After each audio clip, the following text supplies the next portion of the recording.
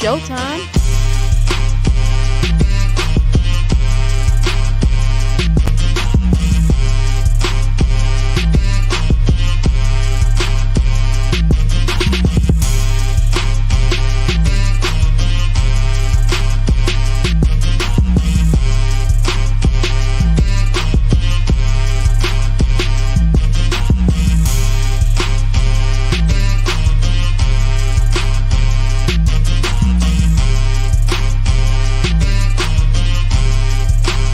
Welcome to the show.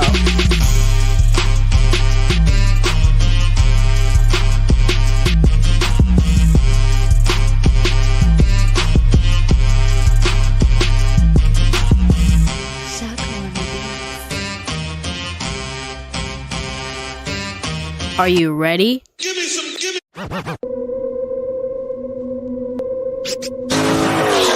me some, give me. Is that free smoke I see? Give me some, give me. Give me some, give me some, give me, give me, give me, give me, give me, give me. CJ on 32s and you rocking out with The life of Gary Bear, man. The real Nova 797. TK's Garage. You doing a budget, man? If you rock with me, you need to rock with free smoke, baby. Mess with Free Smoke Heavy. What up, YouTube? It's your boy CashApp. Beauty 392B. This shit out to the free smoke. Hey, man, say, man, hey, man, it's your boy, man, rep for real, man. Free smoke, free smoke.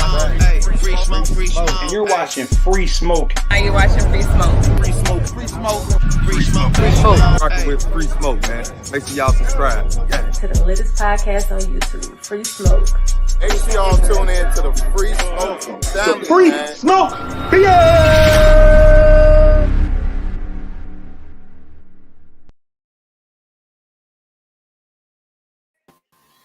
What up, what up, what up, what up, what up? We in the building once again, yo. Welcome back, man. Sunday fun day. As y'all know, man, I'm your boy FaTKaT. We got modern day muscle with here us today. And if you don't know, man, you're watching Free Smoke, home of your automotive news for the culture. Man, appreciate everybody for rocking out with us today. Once again, man, we got our brother back in the building. Garage Driven, unfortunately, is not with us here on the live show. He is in the comment section. I already seen him. But yo, he is driving back right now, I believe, from South Carolina. So safe travels to our brother, man. Y'all know Garage will always be on the road, man. Either for word or for work or for pleasure. But that boy stay on the road. You know what I'm saying? But he is traveling back from, I believe, again, South Carolina. So much safe travels to him, man. He will be back on the show tomorrow for our regular daily drops that we do at 7:00 p.m. Eastern. Let's shout out some people real quick. Tamika Davis in the building. Tim Gold Mango 392 in the building. Of course, Garage Driven's in the building. Appreciate you, sir, for being in the comment section. Gina Fosho in the building.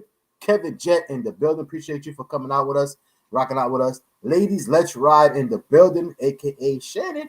You know what I'm saying? Our local homegirl. We have King DJ Slim in the building. Ronald Wayne in the building as well. Darius Brooks, shout out to you, bro. Appreciate you for coming through. What up, Free Smoke crew, and safe travels for Garage Driven. Yes, sir. You know what I'm saying? What else we got, man? James Wade in the building. Good day, Free Smoke and brother MOD2FAME. Bringing the SRT to the flame. Yes, sir. Garage Driven. Hey, train on top first. Now I know what this is. First time I see it. Hey, train on top first, man. Free Smoke salute. You know what I'm saying? St. Louis in the building. Kevin Jet again. And, of course, we got Michael Johnson in the building as well. Anyway, let's go ahead and get into it, man, because we got lots to talk about. You know what I'm saying? Again, appreciate everybody that's rocking out with us today. You know what I'm saying? Man, we haven't said this in a while. BYOD. Bring your own drink, whether that is water, an adult beverage, Kool-Aid, soda, whatever it is you want to do. You know what I'm saying?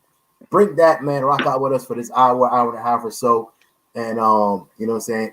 And just kick back and relax, man. I don't think we can even say an hour anymore because I don't think any of our shows have been just an hour lately. You know what I'm saying? They've been an hour and 20, hour and 30 minutes. They've just been so good lately that we can't just, condense it to 1 hour. But anyway. Just not enough. Just not enough, man. But anyway, man, again, enough small talk. Let's go ahead and bring in our guest of the evening, man. Yo, our brother, man. Yo, he's been supporting since I wouldn't say just day one, man. He's been supporting since before Free Smoke because we've known him since way before the conception of Free Smoke. And he's always been, you know what I'm saying, a supporter of ours, of our individual efforts and our individual channels. and things like that. And now he's supporting, as y'all seen in the intro, he's rocks with Free Smoke Heavy. And yo, and that's by the way, that's on, you know, on screen and also behind the scenes, because we talk to him quite frequently, man. And you know, we got nothing but love and support for him and from him. So we greatly appreciate it. Anyway, enough small talk. Yo, let's bring in the one and only Mr. MOD2FAME in the building. What is going on, sir? What's going on? What it is, on? what it is. Free smoke. Welcome to the show. Yes, Welcome sir. to the show, yes. Was Hey. good. Hey, we chilling, man. Hey. Did he freeze? Oh man, yeah, he froze up a little bit. Hey, yeah, you're freezing up a little bit. But hey, let's do this real quick, man. Before we get into it, MOD2FAME. I guess we call you MOD2FAME, but Stephen from MOD2FAME. You know what I'm saying? Let everybody know, and maybe a lot of people really don't understand. You know what I'm saying? Like how much of respect we have for each other, and like the support, how it goes. But you just told me something back, right before we came on, behind the curtains. Like you literally just walked into your house? Literally, man. Just came off the road from Maryland. Wow. Going to the Donkmaster NDRA event.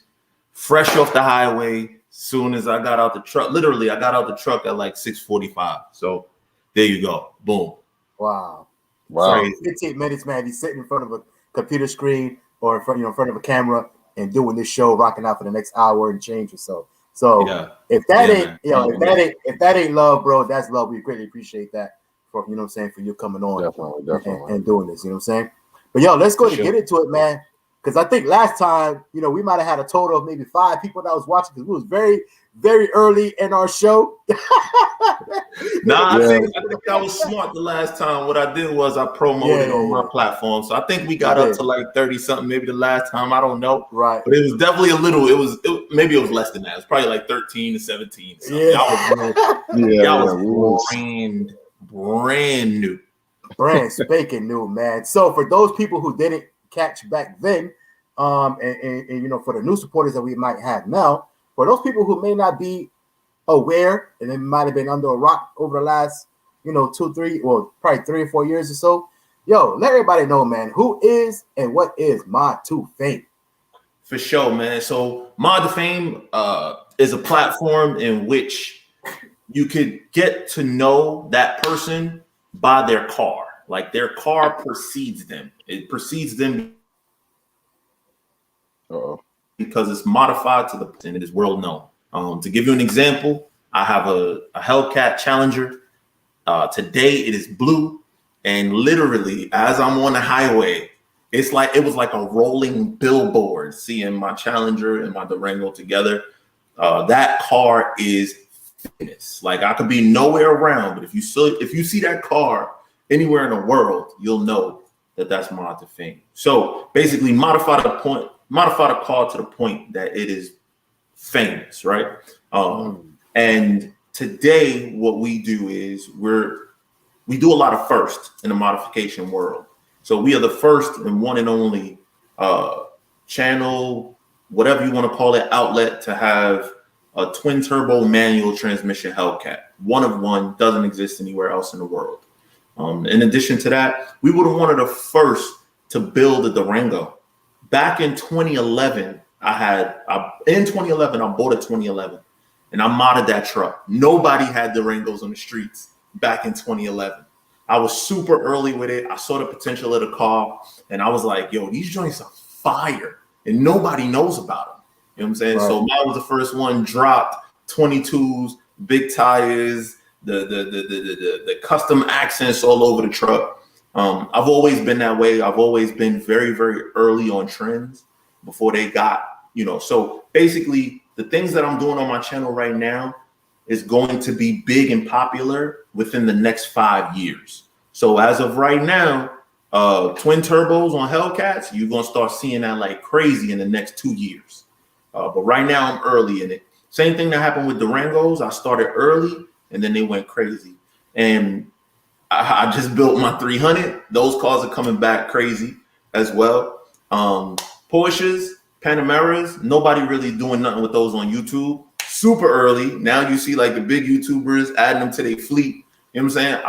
I've always been early with stuff like that. So basically, what I try to do on the channel is I try to educate people on the trends and what is to come.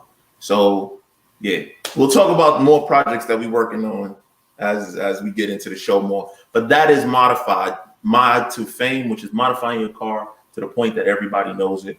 Basically, trendsetters in the marketplace. That's what's up. And you know, that's super dope, and it's, and I can attest to that because there's a lot of things that you guys do that you guys are literally pioneers of the game. You know what I'm saying? And not just in the YouTube world, but just period in the modifying game. Period. Right. So I could definitely attest to that. But I will say this though, because you said you modified your Durango. You were modifying your Durango back in 2011, right? Yes. You still have that. You still have that Durango, right? No, well, no, that not that Durango. My Durango now is the new body. It's not the newest one with the new lights. It's the one right before the newest one. But When did that come out? What, 2013? When was that? When was that first? That one came out 15 with the new light. The lights I have came out in 15. And then now they got 21 with the new lights for the 20. The brand new. 2020, 11, it looked a little different. The lights look different and all that. So, but I always keep a new Durango on the fleet. You're right. Shout out to Garage Driven, who has a brand new Durango, by the way. I saw that. Shout out to Garage Driven. You know what though? Hey, well, I don't know if we're going to make that happen, or if you guys would make that happen, but that actually would be kind of dope. You know what I'm saying? To kind of compare those, you know what I'm saying, those two whips, because he's about to start modifying his Durango as well. So, but anyway, let's move on, man. You know what? Let's. I don't think we talked about this before. So, you know, before MOD2FAME, before the phenomenon of MOD2FAME, right? Yeah. Who was Stefan? Wow. Before the whole MOD2FAME, the social media. We know you've been into cars and all that stuff heavy. So let's talk a little bit about that. Let's talk about 16, 17-year-old Stefan with a hand-me-down car from his brother, which was a Honda Accord. You know what I'm saying? Of course. It was a Honda Accord, 95. We talking about 2001. You know what I'm saying?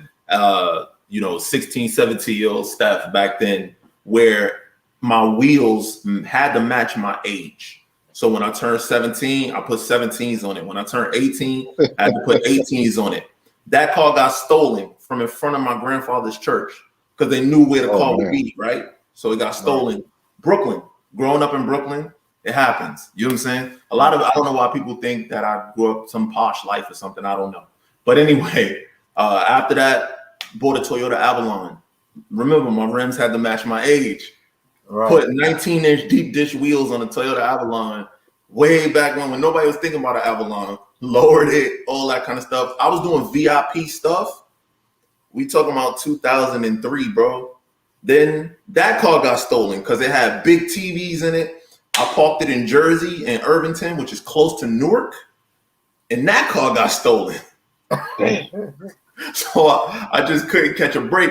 Then after that, I bought my Lexus. I had an LS, and this is when in Japan the VIP scene was big. For those of you that don't know what VIP is a style of modifying your car in a JDM way. So basically, you take big luxury cars, you slam them on the floor, you put deep dish wheels, you match the fitment, a little bit of camber. Not like today. The wheels are like this now. But like a little bit of camber, a clean body kit. Like we talking about, my joint had a walled kit. I had basically everything you could do. I painted the car, right? It was black, but I painted it BMW M3 carbon black to match, because you know those cars had the black top with the gray bottom. Right. Man, old man. Yeah. I mean, I was 20 years old. So guess what size rims I had?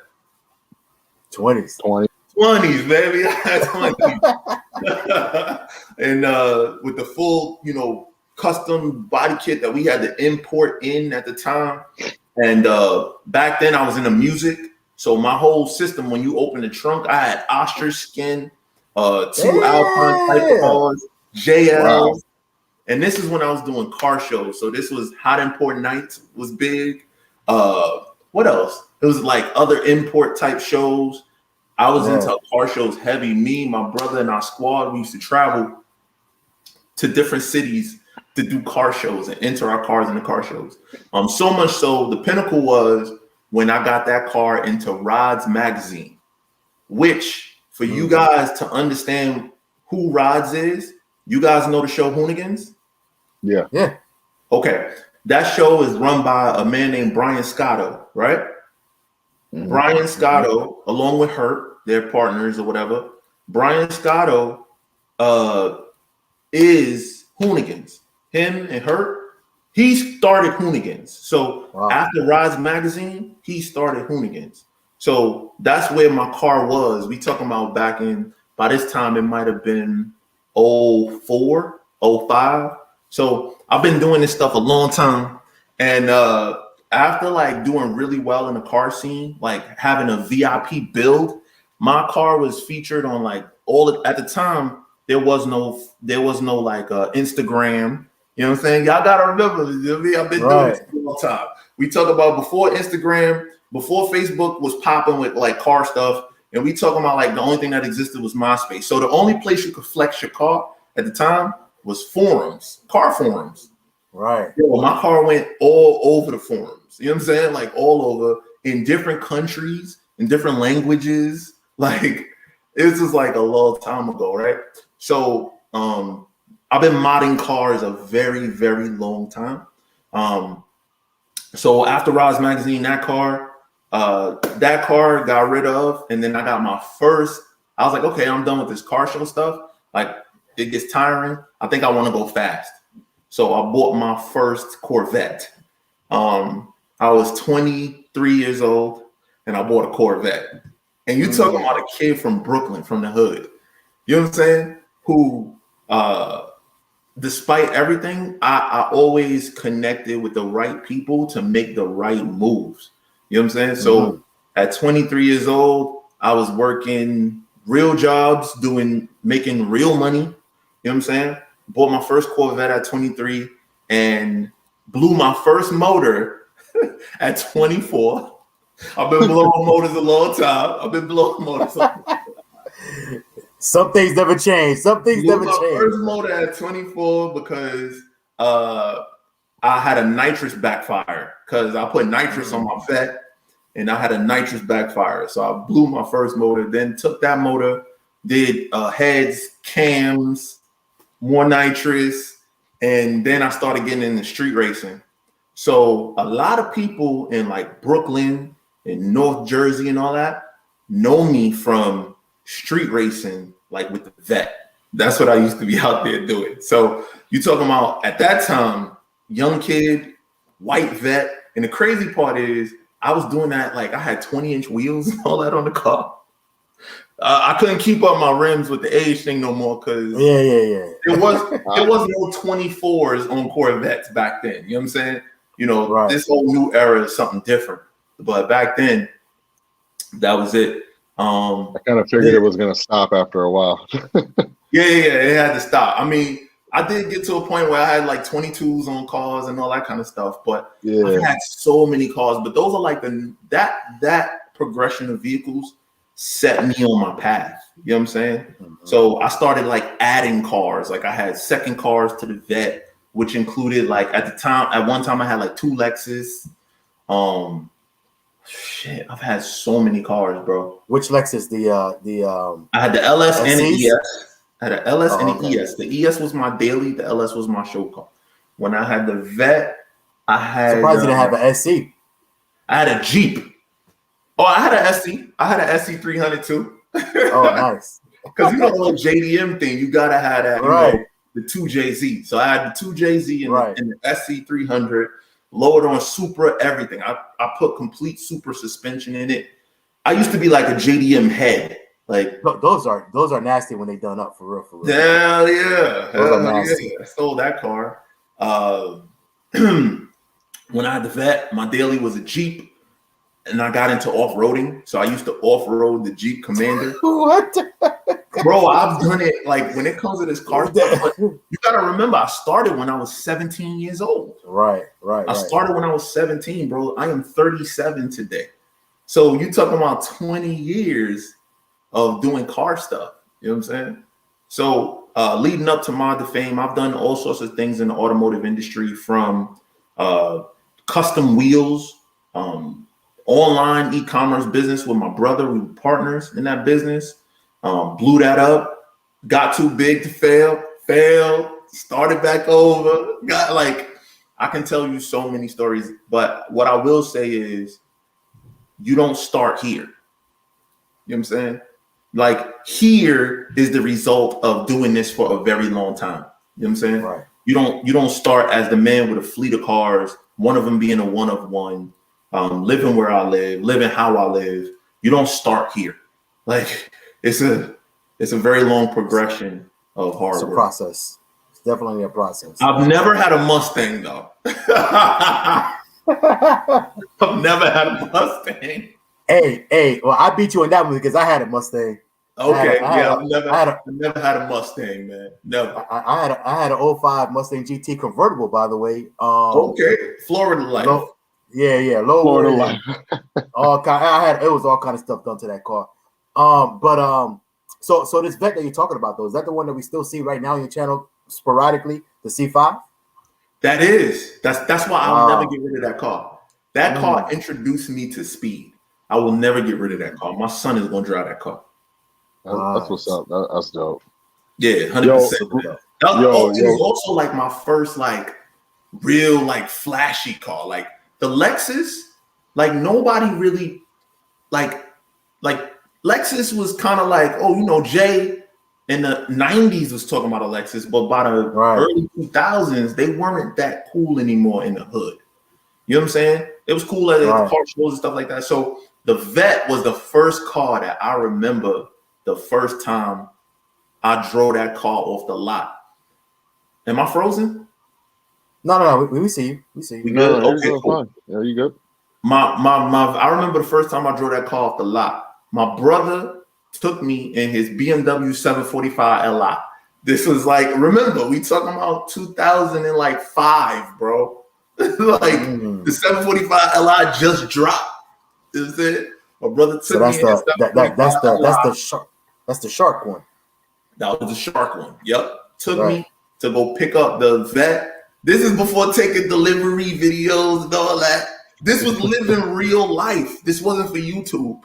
This is literally how it happened. Went and picked me up, took me to go get the car. The first thing we used to do was, if you get a new car, the first thing you did in New York is take a cruise through Times Square and see what you got. See how people react, right? Right. Picked up that car, bro. The salesman showed me how to take the top off. Over. That shit was shiny white. You know what I'm saying? So I took the top off. We riding out, 745 brand new, bro. We get to Times Square. Nobody looking at the Beamer. Everybody oh, look at that. My brother was like, oh, no, I can't have this. He sold that BMW a month later and bought a Viper the next week, a red Viper. So that I changed up my whole too. At the time, my boy was driving a Bentley, because I had the Lexus, my brother had the 7, my boy had a Bentley, the other one had a CL, Mercedes. Yo, bro, after I got that Vet, it was like dominoes. Me, Vet, my brother Viper, my boy with the Bentley, sold the Bentley, bought a Lambo Gallardo at the time, and the dude that had the CL sold that and got a Porsche 911 Turbo. So we all went to sports cars after, but I told you guys, I've always been a trendsetter. I've always seen where the waves are gonna go, and I jump there first and wait for everybody to follow. No, that's what's up. Yo, hold on real quick. Modern Day Muscle. Yo, shout out to Mesby chilling in the building. Shouting out Brooklyn. Brooklyn. Anyway, let me stop. Shout out to Hector Camacho. Shout out to talking about your brother, Derek. MOD2FAME is in the building as well. He said he was hurt when he went to Times Square. Yo, nobody was looking at that Beamer, bro. Yo, he said he was hurt, man. Shout out to you for show. Shout out SRT God. Shout out I think I see Godspeed in here earlier. So shout out to Godspeed, man. We in the building. Shout out Lefty 2 Gun, see you as well, man. Bad though. And everybody else, if I didn't call you out, we see you though. Salute. Modern Day Muscle, go ahead, man. My bad. Yo, well, two things before I get to my question. So you said you ain't never drive a Mustang. Is that ever something that you're thinking about doing? I've driven Mustangs. I just never owned a Mustang. I mean, own one. Yeah, sorry, own one. You ever think about owning one and doing something with it, or you're kind of just like, nah? Listen, if somebody came to me tomorrow and was like, they got $50,000 and they want to blow the doors off of everything, I'm gonna tell them to go buy a Mustang GT 10-speed, and then I'm gonna tell them build a trans and throw a twin turbo kit on it. And for 50 grand, you gonna blow the doors off of pretty much almost everything moving, right? That's what I would tell them. That's a lot for me to say that, right? As a Mopar guy, as a everything else car guy, like that's a lot for me to say. But the honest truth is, value for dollar, there is no faster project car. You know what, man? I've said that on my personal channel, my FaTKaT channel. You know, being that where quote unquote Mopar, which I've always said on my own channel as well, man. Like I'm not necessarily a Mopar guy. I'm a car guy. I'm a car guy. You know what I'm saying? I just, as a matter of fact, this is my first Dodge, my first Mopar, my Charger that I got now. Anyway, but point being is, shout out to Demonology, by the way, talking about Mopars here. Demonology is a Mopar guy. He's a Mopar guy. You know what I'm saying? He's right here to say he's almost old. Shout out to Demonology. Yeah. So Demonology is a Mopar guy, right? Like I'm a car guy. But anyway, I've said that before on my channel where it's like, I'm sorry to say, man, but you know, bang for your buck. You really cannot beat a Mustang GT. I mean, you literally put in $50 into the exhaust and you got like one of the nicest sounding cars on the road. Yep. You know what I'm saying? You throw in a few things in the motor and the thing is fast as hell. I mean, look, you can say what you want to say about Ford, man, or Mustangs, but for bang for your buck, it is what it is, man. They're still top dog when it comes to that. It is what it is. My bad, my must have played. Oh no, you good. I just want to talk about that. I was just curious. So that was I like what you had to say. So you know, look, I'm gonna call a spade a spade. How does it feel? You know, you're one of one Hellcat. How does it feel to have the fastest, you know, manual Hellcat? So it's funny you say that. A lot of people ask me why I went the route of twin turbo in my car. Am I stepping on anybody's toes? Are we good? No. Yeah, you're good. All right, cool. A lot of people ask me that question. Why twin turbos? Why twin turbos? Why take over supercharger? Well, it started out one because I told y'all I'm a trendsetter. And it's hard to be a trendsetter in a market where everybody has the same thing. Everybody with a Hellcat that claims that they fast and 1,000 horsepower has the same mods. Upper pulley, lower pulley, injectors, fuel system, E85. And then all the other supporting mods around that, right? And then everybody acts like they have this unspoken secret sauce. Everybody got the same shit. All of y'all got the same shit. That's why I can look at your car, know your mods, and tell you what your quarter mile time going to be. I'm going to tell you what you're going to do in a roll race. I know exactly what your car is going to do because I've been there. I've done that, right? So if I can't be different, then what's the point? So it was either sell a car or do something totally different. So that's why I went twin turbos, right? But I didn't only want to do it to be different. I needed to be faster. Like I needed it to be faster in my way.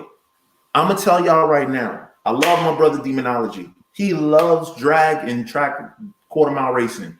That shit makes me puke, bro. Like legit. How often in reality are you going to go to a quarter mile drag strip and run your car? And then how often are you going to pull your car out of the garage and drive on the street? Which one you going to do a lot more of?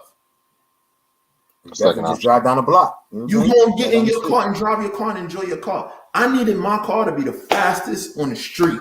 When I pull my car out, I need to go like smack people upside the head like crazy where I normally drive. You know what I'm saying? Mm-hmm. So that's why I built my car to be roll race fast. And I needed it to be the fastest. So modern day muscle, when I first bought the car out, you know, it was cool outside. It was like 50 degrees. And, you know, we had got things dialed in. We figured out a lot of bugs. and the car automatically started ripping off crazy numbers, right? I use a measurement, a GPS monitor is called Draggy. Draggy is just as accurate as the quarter-mile timing system. It is 1 for 1, just as accurate, right? So for a roll race guy, you don't go to the quarter mile. It's what we use, right? Roll race community, we know these measurements. And on those measurements, I put up the fastest Hellcat in history, 60 to 130 on the street. And then I put up the fastest Hellcat in history, 100 to 150 on the street. Bro, I felt so vindicated, bro. I was like, I had a goal. I set out to do a goal, and I matched that goal, right? And let me tell you something about when you have early success. This is not only about this build, but this is about life.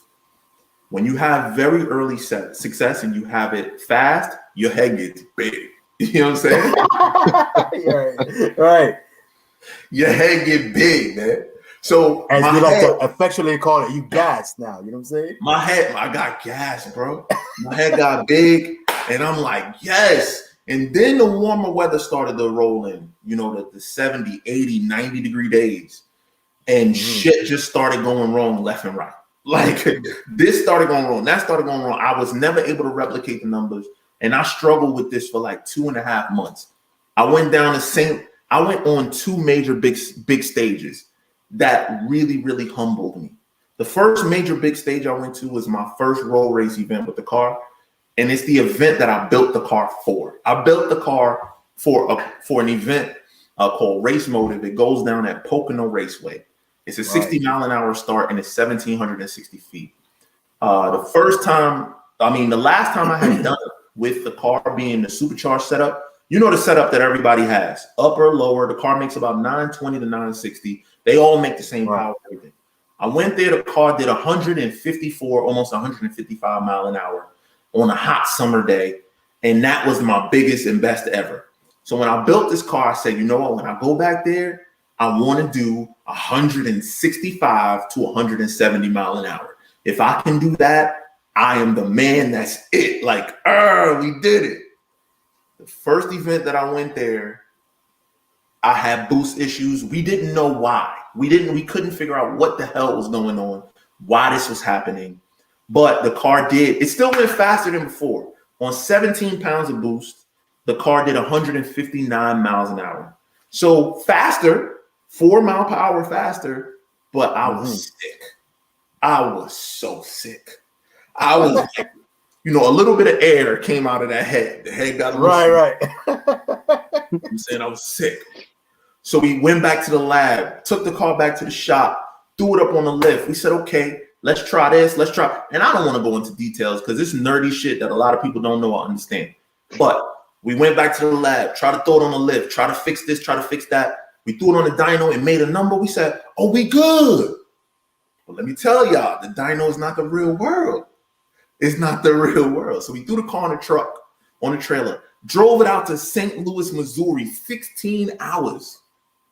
16 hours, but my head is still like, yeah, we're going to be good now. I'm going to have that power I had before. Got out on that track with Demonology. And that bitch did it again. 17 pounds. Bruh, I smiled the rest of the day, but on the inside, I was crying. My head went from this to this, bro. Like, that was the longest drive home ever. The only thing that made it good and made me happy is the fact that so many people came out to support. You talking about upwards of like 2,500 to 3,000 people showed up to say they want to see Demonology and MOD2FAME. Who the F is MOD2FAME? Like, that's it. I don't never look at myself as being like this big YouTuber. And then sometimes I look at the numbers and I'm like, damn, almost 190,000 people, subscribers? That's crazy. Wow. But I don't look at it like that because remember, guys, YouTube has never been my priority of my life.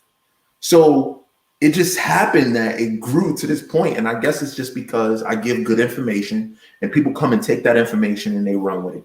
But anyway, get there and do that, drive home. I'm sick, don't know what to do. But then what you got to do in life is you got to talk to the people who have the experience. All this time I have been talking to Mopar people. Mopar people don't do turbos. So they can't help me. They don't know. You know what I'm saying? Right. So you know what? I went back to my original roots. My JDM guys, my guys with the GTRs and the big turbo builds and the Supras. And they was like, yo, Stefan, duh, you losing boost. You got boost leaks. And I was like, huh? Oh, yeah? And I found a tool to use to check it, and I checked it, and voila, they were right. You know what I'm saying? So I say that all of that to say, man, to answer your question, modern day muscle, when that car is top notch and is running what it should run, there is no more amazing feeling than having a 4,400-pound car impale forward the way that that car does. It is absolutely bananas. I've driven a lot of fast cars. I've driven twin turbo Vets, nitrous, big power Vets as well.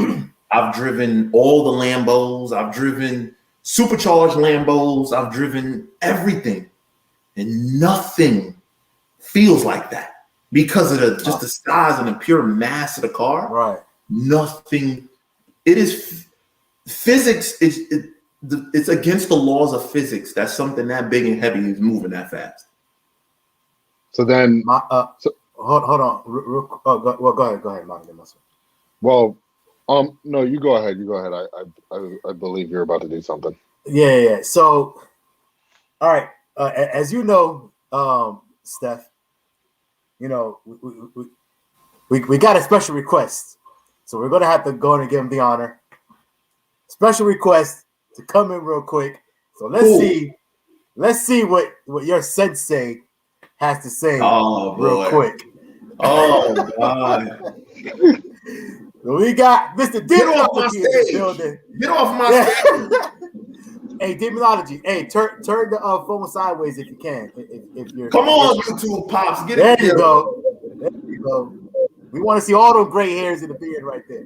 But go ahead, Demonology. I can't believe this dude just let all that come out of his mouth. You know good and well, when people can't truly race, what they do is that they create a genre just for themselves. Something where they don't have to line up with somebody. They either chase the time or they chase a mile an hour. That's what Steph has done. He has fell into the time and mile an hour zone where he's not actually lined up against someone, racing someone. All right, I got to jump in. And I'm going to jump in right now. Mute him real quick. Mute his ass real quick. Ding, ding. My show, mute his ass real quick.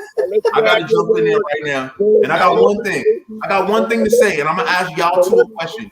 Y'all both sitting here, right? So basically what has happened, is that instead of Steph building his skill set to become a driver mod, he has now put himself in a class to where he's running on the track by himself. And the streets, for one thing, are not the same. Every road has a different surface. Every road has different curves. Every road, the wind, the element, everything is going to be different. And not only are you running and racing in the street, you're endangering your life and the life of others. Okay, can I jump in there?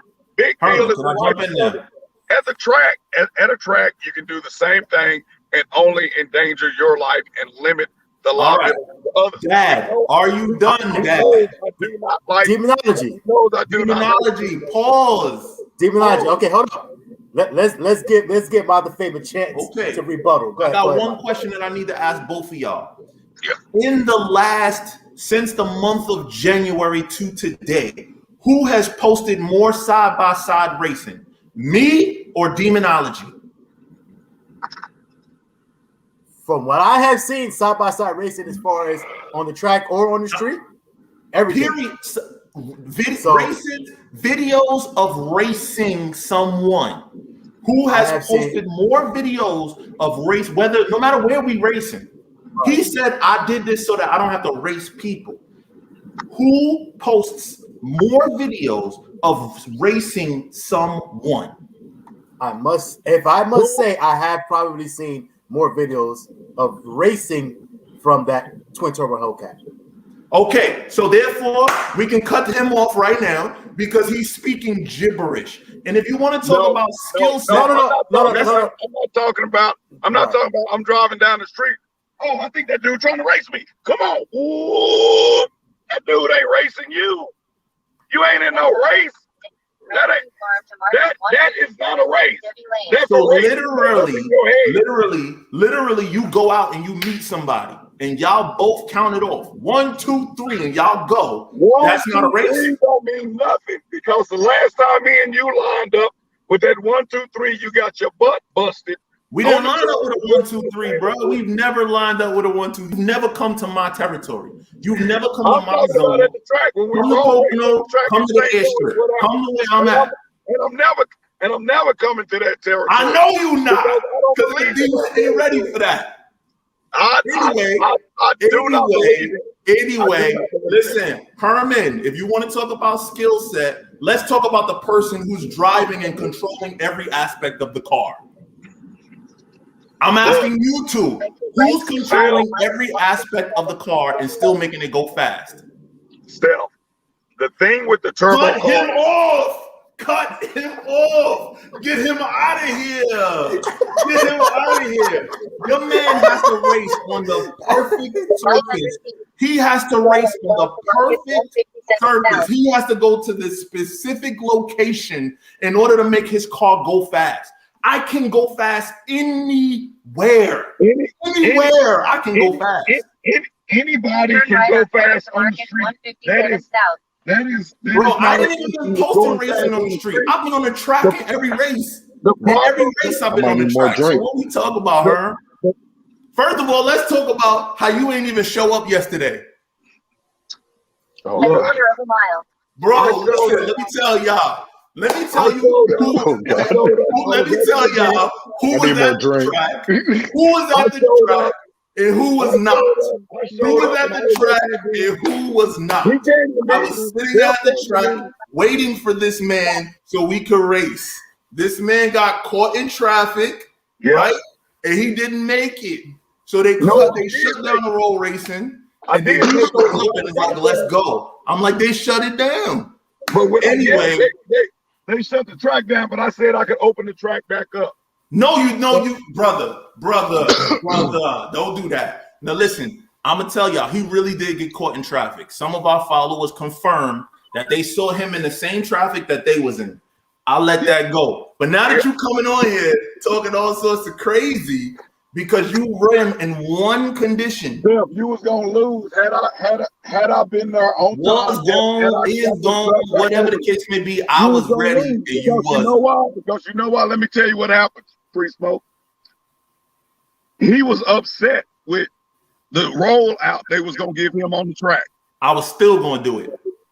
He was still gonna get his butt busted. Whatever. Just like he lined up with CEO Larry that he should not have done. I didn't race him. Let me show you. Let me tell you about easy. Herman, you saw Herman. You know I didn't race that man. You know what type of lights I got up there on the track. CEO Larry got up next to him. I told CEO Larry, if you want to race somebody, you race me. I got my drag wheels, everything set up. He was like, no, I'm not racing you with that drag set up. You put your big wheels on and then I'll race you. But then he saw MOD2FAME going up there and ran up there and got up there with MOD2FAME. Now why you think CEO Larry ran up there and got up next to you? Did I race him? Yes, that's what he posted. No, I didn't race him. Herman, you know what type of lights I cut. What type of lights I cut? Look, did you not go down the track? What type of lights do I cut? Did you not go down the track with CEO Larry? I let him go and then I went. Yeah. Well, CEO Larry posted it as a race. And I got on the CEO Larry because I said, you wouldn't pull that same crap with me. He started laughing. Thank you for coming on the show, Demonology. Much appreciated, brother. This is not about racing. This is not about quarter-mile racing. Much appreciated. Good to see you, brother. Hey, one thing I talk to you later. Hey, one thing that I can't Go ahead. say. One last thing. Go ahead. And don't take me off here. We take you off in here. What's the last thing? I do agree with you as far as Mustangs are concerned. The guys that have taught me how to race have been Mustang players. Mustangs are a lighter platform. Ford, and I say this constantly, Ford will not build you a fast car. Ford will build you the frame of a fast car. Who cares? Bye. See you later, bro. Nobody cares about drag racing. That's why 30 people show up. That's it. I'll talk to you later, man. Much love, brother. The internal of the Bye. All right, FaTKaT, you got my permission. If he get any problems, if he comes problems with you, just let me know. All right. All right, Demonology. We appreciate you, brother. Much love, man. Back to MOD2FAME. I want to see Thank you, brother. on the track. They're gonna have you on the show later, okay? They're gonna have you on the show later. Hey. All right. All right. Goodbye. Goodbye. Oh God. Demonology is only about drag. If it ain't about drag racing, it don't matter what it is. Hey. Like, you know what I'm saying? Jesus. Yeah. Now you're He's right. so like tunnel vision when it comes to drag racing. I don't care about drag racing. That shit is boring to me. Hey, shout out to Demonology for coming through, man. Yeah. You know, shout out to Demonology. You know what I'm saying? Much love to Demonology, another big supporter of the Free Smoke platform. And hey, for those people who may not know, don't get it twisted, man. MOD2FAME and Demonology are really, really good friends. You know what I'm saying? That's my pops, man. What y'all watching is a family. Y'all watching a family feud. That's what y'all watching. Hey, exactly. Hey, man. Families fight too. Families fight too. You know what though? But this is the way I put it, right? Real quick. And by the way, shout out to Audio Cat in the building. Shout out to Rail in the building. Shout out to who else, man? I think I missed some people here. Shaq D is in the building. But shout out to these guys, man. Jen and Rail's in the building. Shout out to them as well. Lawsuit Jerry's in the building as well. Shout out. Hey, by the way, everybody's saying in the comment section, sounds like a grudge race. Sounds like grudge race time. You know what I'm saying? It's we supposed to have our race. He ain't show up. But listen, but this the way I see you too, right? I see you. Let's put it into like a sports scenario, right? For people that kind of know about sports a little bit. I see Demonology as a, you know what I'm saying, as a, let's say basketball, right? There's some people, like if they play basketball, they're only going to play basketball in the gym. Like if it's not in the gym with like the floors are referees. The floors are well prepped, you know what I'm saying? Like so that way I'm not slipping everywhere. Like I gotta have traction. I gotta have traction on my shoe. You know what I'm saying? Like you know what I'm saying? Like I gotta have good grip. Like it has to be like I said, the floor has to be waxed and prepped and all that. Some people can only play basketball in the gym. Some people are like, look, just give me a ball, and I don't care if the rim is like this. I'm going ball. You know what I'm saying? Period. And I feel like that's you. You know what I'm saying? Like I just love playing. I just love to play. That's it. You're gonna ball on the street. You're gonna ball at the park. You're gonna ball in the gym. You go ball where, like, where is the game today? Who's balling today? And that's gonna be you. You know what I'm saying? So, different people for different, different strokes for different folks. And at the end of the day, both of you guys are really, really, really good at what you guys do. You know what I'm saying? So shout out to Christian Sanders. That's my lady, y'all. My fiance. She on here. Is she here? Oh, just seen it right there. Shout out to Christian. And Demonology will be calling me at 7:00 in the morning. Still. Y'all don't understand. I talk to that man, if not every day, every other day. That's why I say he like my YouTube pop. Steph, you got to get on the street. But you know what? He taught me how to race on the drag strip. Outside of that, everywhere else, I always been nice on the wheel. I love when I see comments like, I don't know if Steph could drive. I'm like, get next to me. I've always been nice with it. So, yeah, man. So, but let's move on with the show again. Shout out to Demonology for that little interlude. Shout out. But yes, this show today is about MOD2FAME, man. So let's continue to go with MOD2FAME, man. I think you were in the middle of talking. We cut you off. Demonology.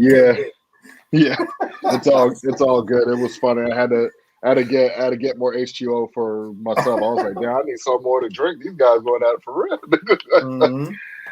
But I mean, I guess you kind of sort of answered my question, but I'm gonna try to ask it in a different way. You say you're nice with the wheel. You can maneuver. How comfortable do you feel with the power of your Hellcat? Do you feel like it's harder to say what? Good question. I remember my brother is my best friend, bro. And I remember the first day I drove that car home from the shop and I did the first couple presses. And this was on like no boost. It was like 12 pounds or something. And that's like nothing for that car. I drove home and I called him and I said, yo, D, this shit is scary, bro. I was like, yo, this shit is scary. To this day, there's never a time where I feel like, oh, this ain't shit. Never. Like, never is there a time where I feel like, oh, I got this, and I wave it off, because that'll be the day that shit will bite me.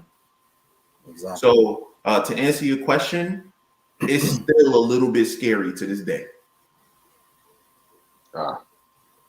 That's what's up. You know what though? That's a saying in the motorcycle world. I ride bikes too, but it don't matter what bike you got. But they say the day that you lose respect for your bike is the day that you're gonna be, you're gonna lay your bike down.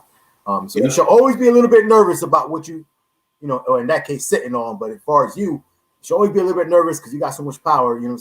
Being behind the wheel of that car. Bro, plus remember, every time I push in that clutch and disengage the clutch and floor the gas, that's another opportunity for traction to break. You know what I'm saying? So that's why I said when we was talking to demonology, who here is actually driving the car? And who here is allowing the car to drive them? Like, you can't talk to me about driver skill if you drive an automatic. I'm sorry. Those are fighting. Those are fighting words right there. Yo, shout out to Repo, man. That's in terms of if you want to talk about who got the driver skill, right? Driver mod. Literally, computers are the driver mod of today. You know what I'm saying? That's who's the driver mod. You're right about that. Yo, shout out to Repo, man. That's our brother, man, here locally, man. We greatly appreciate Repo for coming on. Yo, Kamikaze said he want to see the race, man. He said, F all that talking, I want to see the race. You know what I'm saying? Hey, your boy ain't show up yesterday. We would have raced. Yeah, shout out to Kamikaze. But yo, you know what? Let's move on a little bit real quick because as we know, the Hellcat is your premier build right now, what you're featuring right now on the channel. And we love to see that content. But recently as well, you starting to get into like some like actual I guess like everyday type project cars, everyday drivers, right. So like daily driver type projects. But by the way, shout out to you for the whole MOD2FAME brand for giving away that 300. Hey, I really wanted that 300, by the way. I really did want that 300. Could we talk about remember I told you about being a pioneer and a trendsetter? Yes. I'm not a pioneer and a trendsetter in doing a giveaway, but I am a pioneer and a trendsetter in being the only channel to ever give away a car completely for free. No raffle, no merch. Literally, just thank you for being a subscriber. And I was really, really depressed for like a good 5 minutes that I didn't win that 300. I really didn't want that car. 100 really was free, bro. He really was. Yeah, man. But recently you just bought another car. Yeah. Right? So we're talking about you got a Charger RT. So what's the plans? What's going to be the MOD2FAME touch on that car? What's the plans for the Charger RT? So first off, I got to shout out Auto Tempest, right? My partner in doing this build, right? And helping me to get the car. Then second person I got to shout out is AudioCat, because remember I said what my roots are. My roots are car shows and doing like these crazy builds that get a lot of attention and win at car shows. We already got we dominating in the fast lane, right? So now let's go back over to our roots. I sent the car directly to AudioCat, and AudioCat, man, have been putting in some crazy work on these Mopars. First starting out with lighting, then starting out with body kits, interiors, all the above, right? And I wanted all of that. So I said to myself, am I going to bring the car here and try to do it piece by piece at different shops and work with different people? Or do I just send it to one person to do it all right the first time? And that's how the car ended up at Audio Zone in Mansfield, Texas. Ironically, 15 minutes from demonology.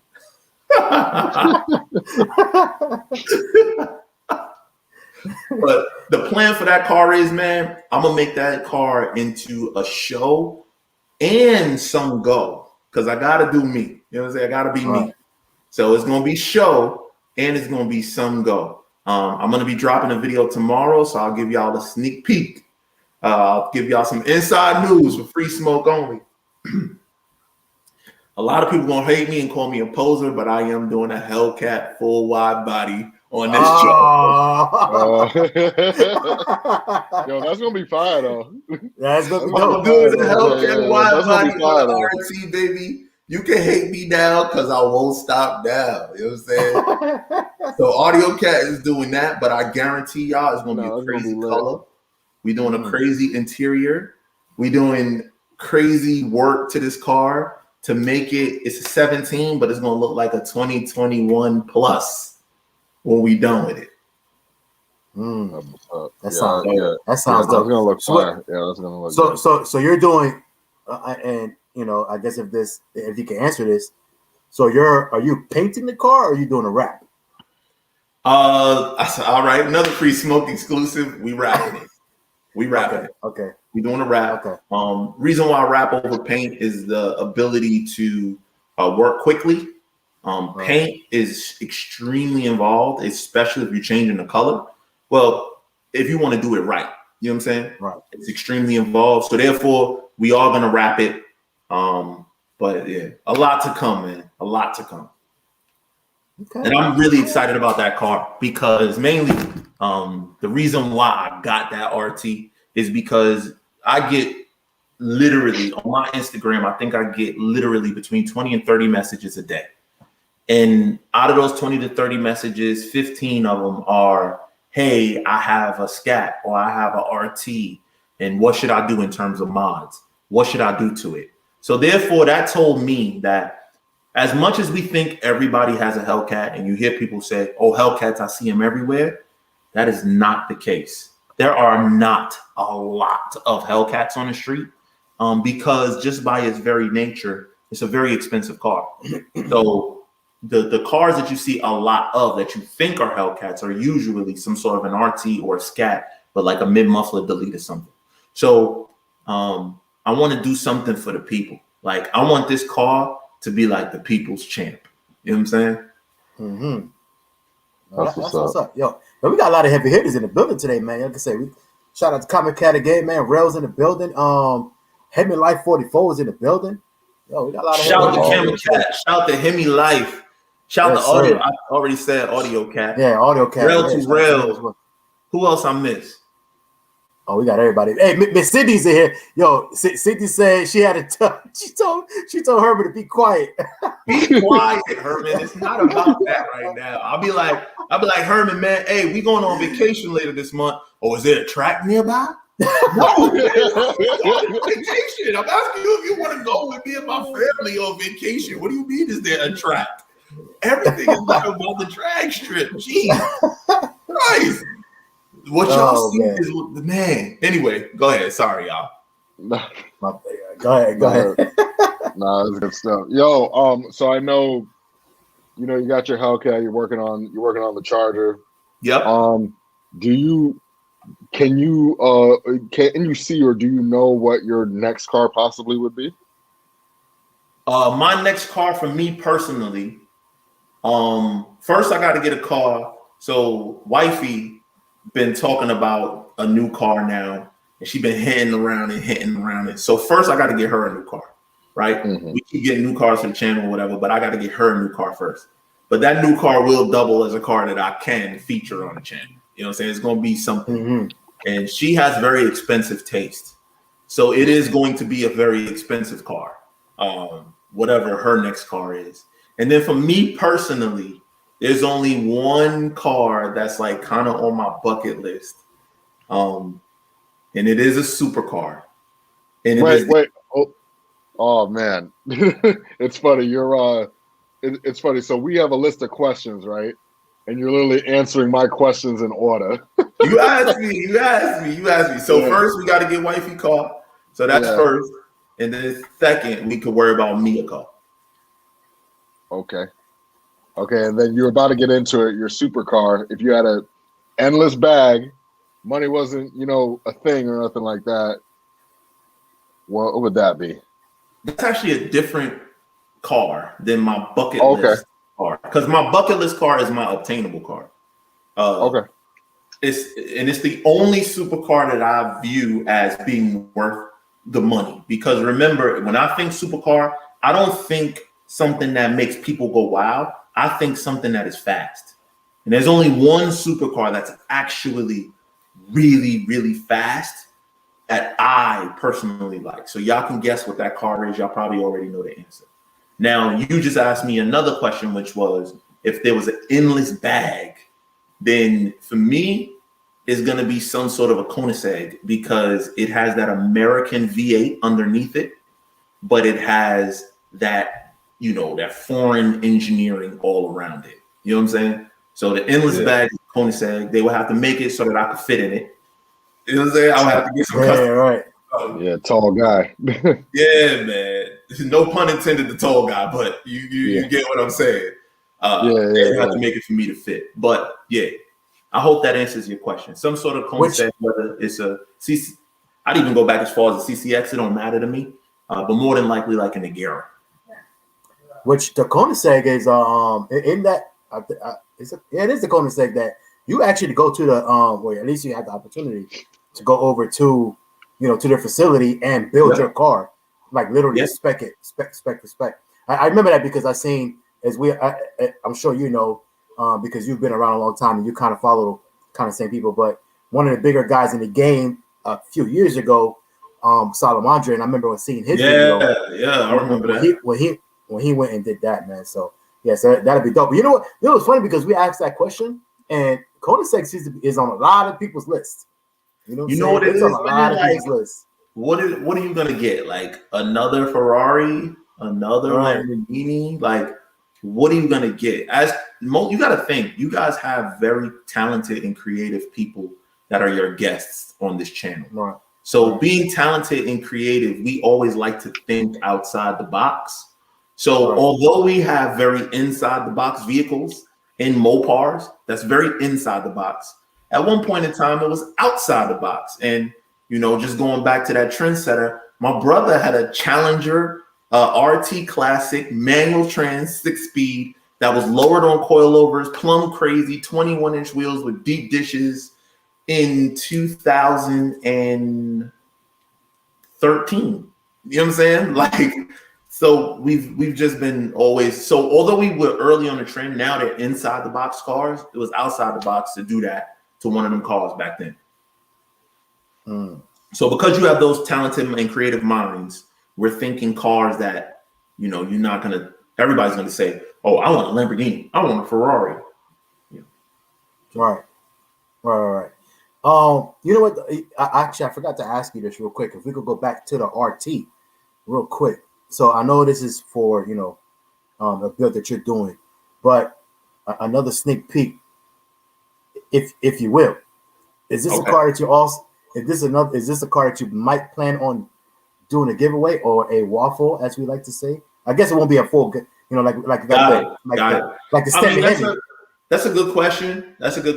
And that's not a question that I could really answer right now. Right now, I just want to focus on building a sick car. What I do with it in the end, I don't know. Whether I sell it or whether I could tell you one thing. The 300 was completely free. It was a complete giveaway. And my accountant wanted to wring my neck because it was supposed to just be a cheap thing, but I don't do nothing cheap. So I spent a lot of money on that car and then gave it away for free. And I promised my accountant I would never give another away a car for free again. So I don't know what I'm going to do with that car. But as of right now, I just want to build something really, really cool for the channel. Okay. That's what's up. So now you did mention, as far as the endless bag and your attainable car, you never really said it, although you said we might be able to figure that out. And tell me if I'm wrong. Tell me if I'm wrong, but I'm thinking it might be around a 720. That is the only car that is $300,000 and worth every bit of that $300,000. So now would you go McLaren 720 or would you go 765? I wouldn't spend the extra money for the 765. I don't see the value in spending that extra money when the 720 just needs a tune to be as fast as the 765. Okay. All right. That makes sense. That makes sense. Yeah. So let me ask you this, man. So let's transition a little bit back off the cars. MOD2FAME, right? MOD2FAME is a brand. A lot of people don't understand. Some people think of MOD2FAME, they just see you. They think you're just a normal YouTube channel out there just doing regular, educating people about cars and this and that. But people don't really understand, like, MOD2FAME is an actual, like, brand. You know what I'm saying? Like, you guys do a lot of different things. And there's a lot of people. There's a team. MOD2FAME is a team of people, and you are the face of that, right? Correct. But with that being said, from the inception of MOD2FAME until now, what has been the biggest challenge for the brand of MOD2FAME? Whew. Okay, I wasn't ready. The biggest challenge for MOD2FAME, other than demonology always being right here. Look, all right. You know what I'm saying? All right. This is going to be an actual and real heartfelt answer. Okay. My brother and I were talking about this when I was on my way home today, actually. Mm-hmm. And I have to say, a lot of people, in order to feel comfortable with someone, need to be able to put them in a box, right? You need to look at a person and say, oh, this person is that way. I think it is extremely hard for people to put me in a box, right? I'm not the complete, like, nerdy Oreo black guy. And I'm also not like the hood ninja either. But I can move in every circle, right? But for that reason, the challenge for me always was, you guys see the level of content that we produce. We always have produced very quality content. We don't make videos that aren't about something substantial. We don't just carry around a camera and just look into it and talk. Our videos are always very dense in subject matter. So it is really difficult as a creative to create really quality content and then see something is just raw and uncut and unedited do super well on this platform. Like, I mean, take off. And you looking at it and you like, what is it? Like, I don't get it, right? So in the earlier years of MOD2FAME, I'm talking about like that first 100,000. It took us a long time to get there, to that first 100,000 subscribers. And I saw other channels that I just knew weren't really putting in the work. Like, we put in the work, going a lot further, a lot faster. And then I had a come to Jesus moment. And this was the hardest thing I ever had to do about MOD2FAME. And that was remember why I'm doing it. And in order for MOD2FAME, I have the recipe that if I wanted to, I can make MOD2FAME a 500,000 subscriber channel within the next year. I have the recipe. But to be honest with you guys, it would be fake. It wouldn't be me. I would have to do things outside of my character that is not authentic to me. So instead, I had to remember that I started making videos on YouTube because I didn't see the type of content that I wanted to see, which was informative content about modifying cars from a person who looked like me. I wasn't seeing that. So that's why I created it. And now that space exists, right? And I noticed that the people that come up to me at events that be like, yo, I watch all your videos, I F with you heavy, they tend to be very similar to me as a person. So me as a person, I'm, an educated Black dude who worked in corporate America, worked my way up the corporate ladder, got mine the traditional American dream type way. And that does not happen for the majority of us as people of color. That doesn't happen. That's not the way life goes for a lot of us. The way that we see success a lot of times as people of color is either the rappers, the ball players, or the people who act like them, right? Or move like them. So it's a lot more relatable when you see a YouTuber who wears all the jewelry, all the diamonds, all the this. Don't get it twisted. You see where I live, you see what I drive. I can buy all that shit tomorrow, but that's not me. That's not authentic to me, right? So the hardest thing that I had to do is say, what is it that you want to do? Do you want to become a YouTuber completely and just go in that lifestyle of direction, you know? Or are you just going to authentically be you and do what it is you got in this to do? So the hardest thing that I had to do was make the decision to be authentically me, knowing that it would be a slow road. And you know what, though, at the end of the day, once you get to the end of that road, or there's never really end to the road, but once you get into to a part of the road where you like feel, good about yourself, it's going to be much more rewarding. And I just realized what I said could make it seem like it's something wrong with the people who move in that more like hip hop way, whatever the case may be, or the current lifestyle way. There's nothing wrong with that if that's authentically them. Some of these people, this is always what they dreamed of. They always dreamed of having a fly whip, not because the car of its engineering and its speed and its capabilities. That's why I want a car. Y'all heard me say, I want a 720 because it is the only car of supercars for $300,000 that's, to me, worth the money because of the engineering, the speed. But then you get somebody that want a 720 because the doors go up, and when they pull up in front of the club, they're going to pull all the girls. There's nothing wrong with either way. I'm just telling you, the world more aspires to that person than it does to me. Because they like all, especially the younger crowd, they see the lifestyle. The flashy things are the attractive things, right? Right. And again, like you said, the doors go up, that's the flashy thing. But what's actually the mechanics behind that car, the engineering behind that car and everything else. And that's more you. And there's nothing wrong with that. There's not, like you said, there's nothing wrong with either one. There's nothing wrong with either one, man. There's nothing wrong with either one. Yo, CashApp had a question here, man, if you care to answer it. He said, because again, we say, MOD2FAME is a team. So how many people are behind the MOD2FAME brand? Good question. Y'all getting a look behind the veil. So it's myself, that's the face, as you know, and the largest partner. Second largest partner is my brother, Derek. He handles the business, the day-to-day. Then we have an editing team, which has the lead editor and then 3 people under that person. His name is Brian, runs a company called Red 5 Crew.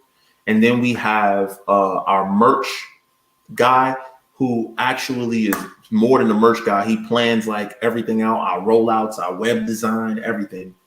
He does all of that. Now, the question is, why would you need all of that for a channel that's not that big?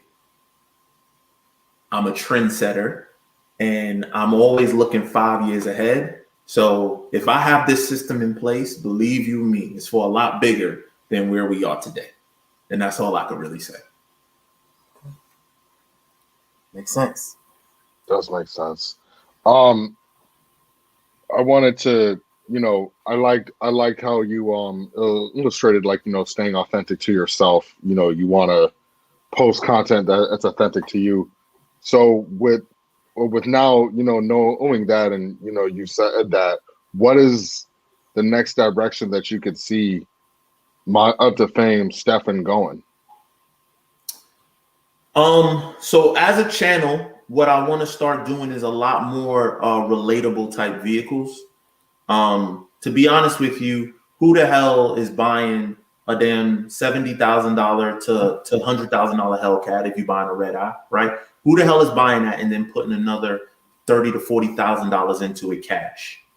Nobody's doing that shit. You know what I'm saying? That's not relatable. But the real relatability is when you take a car that you can buy for $25,000 And little by little, you could put in 15,000 and make it within 2 years, make it your baby. So I want to do a lot more with cars like that. I think that's going to be a lot more helpful for people. And I think it's more true to what my vision for MOD2FAME always was. In addition to that, I want to do a better job of featuring people within the modifying car space. That was my plan from the beginning, and I kind of got away from that. But I need to get back to that more. Okay. Yeah, you know what? I think that'd be dope content again, because a lot of people dream to, have the Hellcats and the Red Eyes and everything else, but there's so much more in between that. You know what I'm saying? There's a lot more in between that and that 16, 17, 18-year-old. Hell, the 24, 25-year-old may not be ready to step into something like that. A $80, $90, $100,000 car. Maybe they do just have an RT or whatnot, or you know what I'm saying, a 300, and they want to see what that looks like. You know what I'm saying? When they can put a little bit of effort and money into it. You know what I'm saying? Another aspect of the future for the channel as well. Oh, shout to Rail to Rail. Stop saying you're not big, because 30 to 50K fill the biggest arenas in the world. You know what, Rail to Rail? I've always been this way. I've always like I achieve a goal, and then now it's like I'm on to the next thing. So now this goal that I achieved is normal.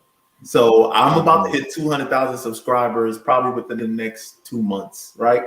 That's massive. That's huge. But at the same time, I know that there's so much greater. So I'm already past that. I'm already past all right, cool. So what's next? But in my attempt to do better, I want to take this information that I've learned. I started MOD2FAME in January 2017. I want to take this information that I've learned about YouTube, and I told y'all I got the secret sauce to get you to whatever it is you want to go to as a channel, right? I'm not going to use it. So I hope I'm not stepping on y'all toes. But what I want to do for the channel is start giving out information about YouTube, how to better yourself, how to grow on YouTube, and working with my YouTube dad, Demonology, as well as Stunner Reese. We created what is called the Creator Connection, and it's a MOD2FAME. Yes, we getting there. Come say goodnight. Come say goodnight. Go ahead, I'm listening. Hold on, we'll take a quick pause so we could, say goodnight. See you later, man. And this lady, y'all know Lady Fame. Hello. How you doing? How's it going? Good night. But you know what though? But real quick to what you were saying though, as far as your point, or the point more to Rel, I've always told people, especially with smaller channels or whatnot that are trying to get to a certain place, they got 5,000, 10,000, 20,000 subscribers. They feel like they want more. The way I look at it is, hey, look, think about it like this.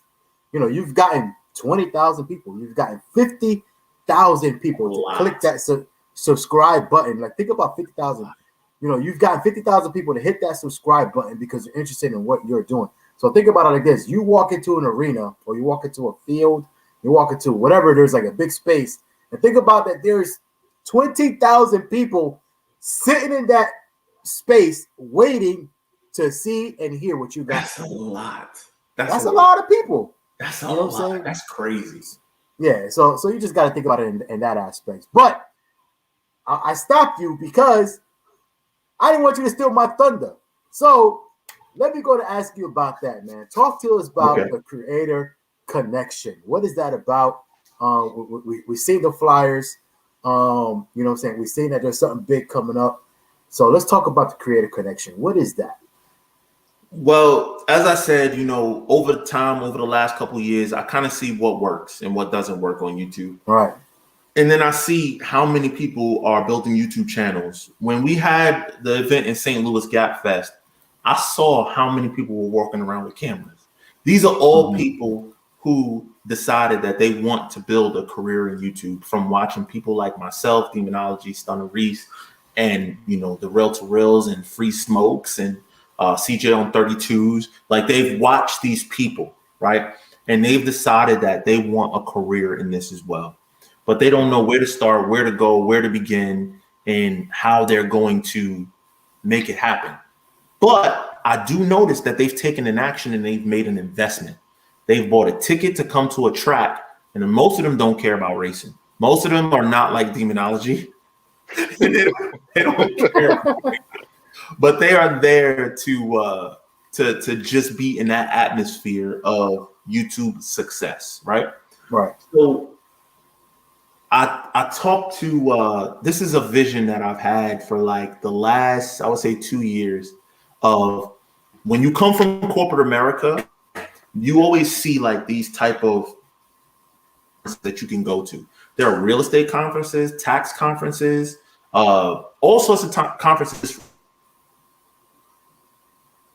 for specific subjects for you to learn, right? For you to get better at your career in that thing. But I didn't see any YouTube conferences. Like, where can I go if I want to get all the information within a weekend or a day? And I didn't see it. So I told Stunner and Demonology, let's create it. So we created the Creator Connection Retreat for Modern Day Muscle. If you can go to creatorcon.com and just scroll the website a little bit. But that's CreatorCon with 2 N's.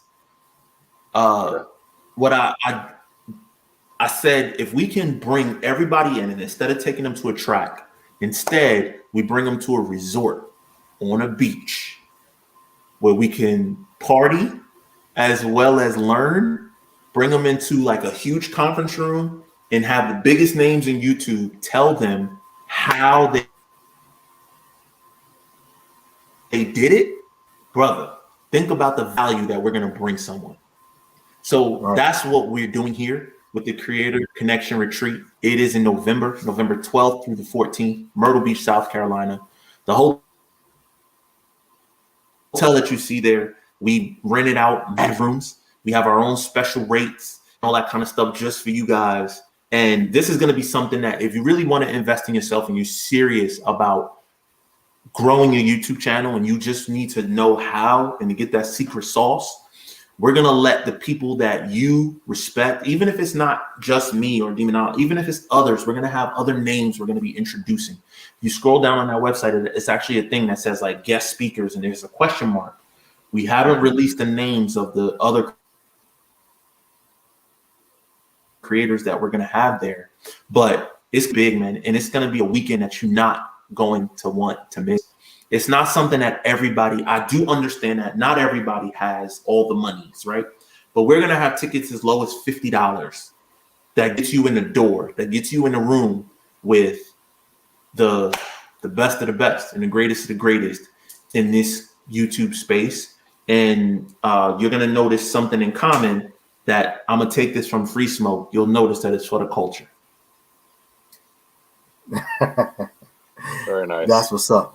You know, so I think this will be super beneficial, man, for a lot of people.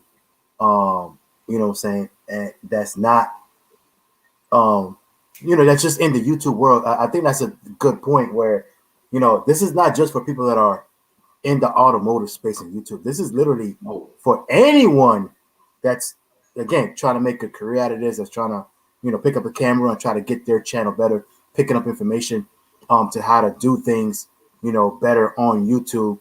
I feel like I said, this is something that anybody could benefit in any kind of genre that you're in on YouTube, you know what I'm saying, or in the social media world, period, man. So I think that's going to be dope. It's going to be a big thing.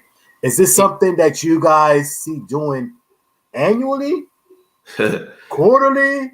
Like, what could we expect? So anything that I do that you see me a part of, it's not a one-time thing. It's something that I know that can grow to be bigger and bigger. This is just going to be the first year that we do this. We may do it in different locations later, but this type of thing is something that you're going to see 10 years from now going on. I guarantee you, and it's going to be freaking massive. It's going to be the SEMA of YouTube. That's what's up.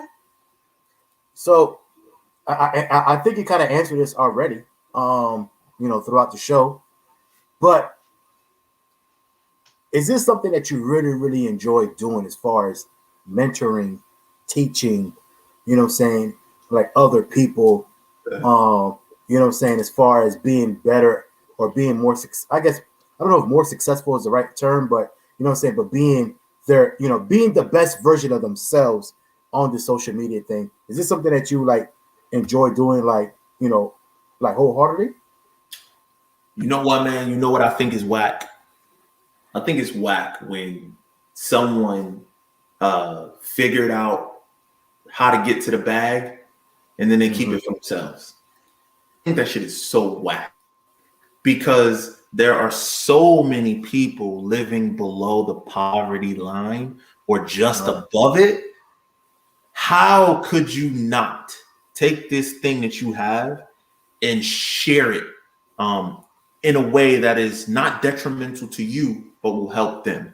And information and education is something that you can give without hurting yourself. A lot of times as people who come from impoverished areas or who didn't really have it like that, you know what I'm saying?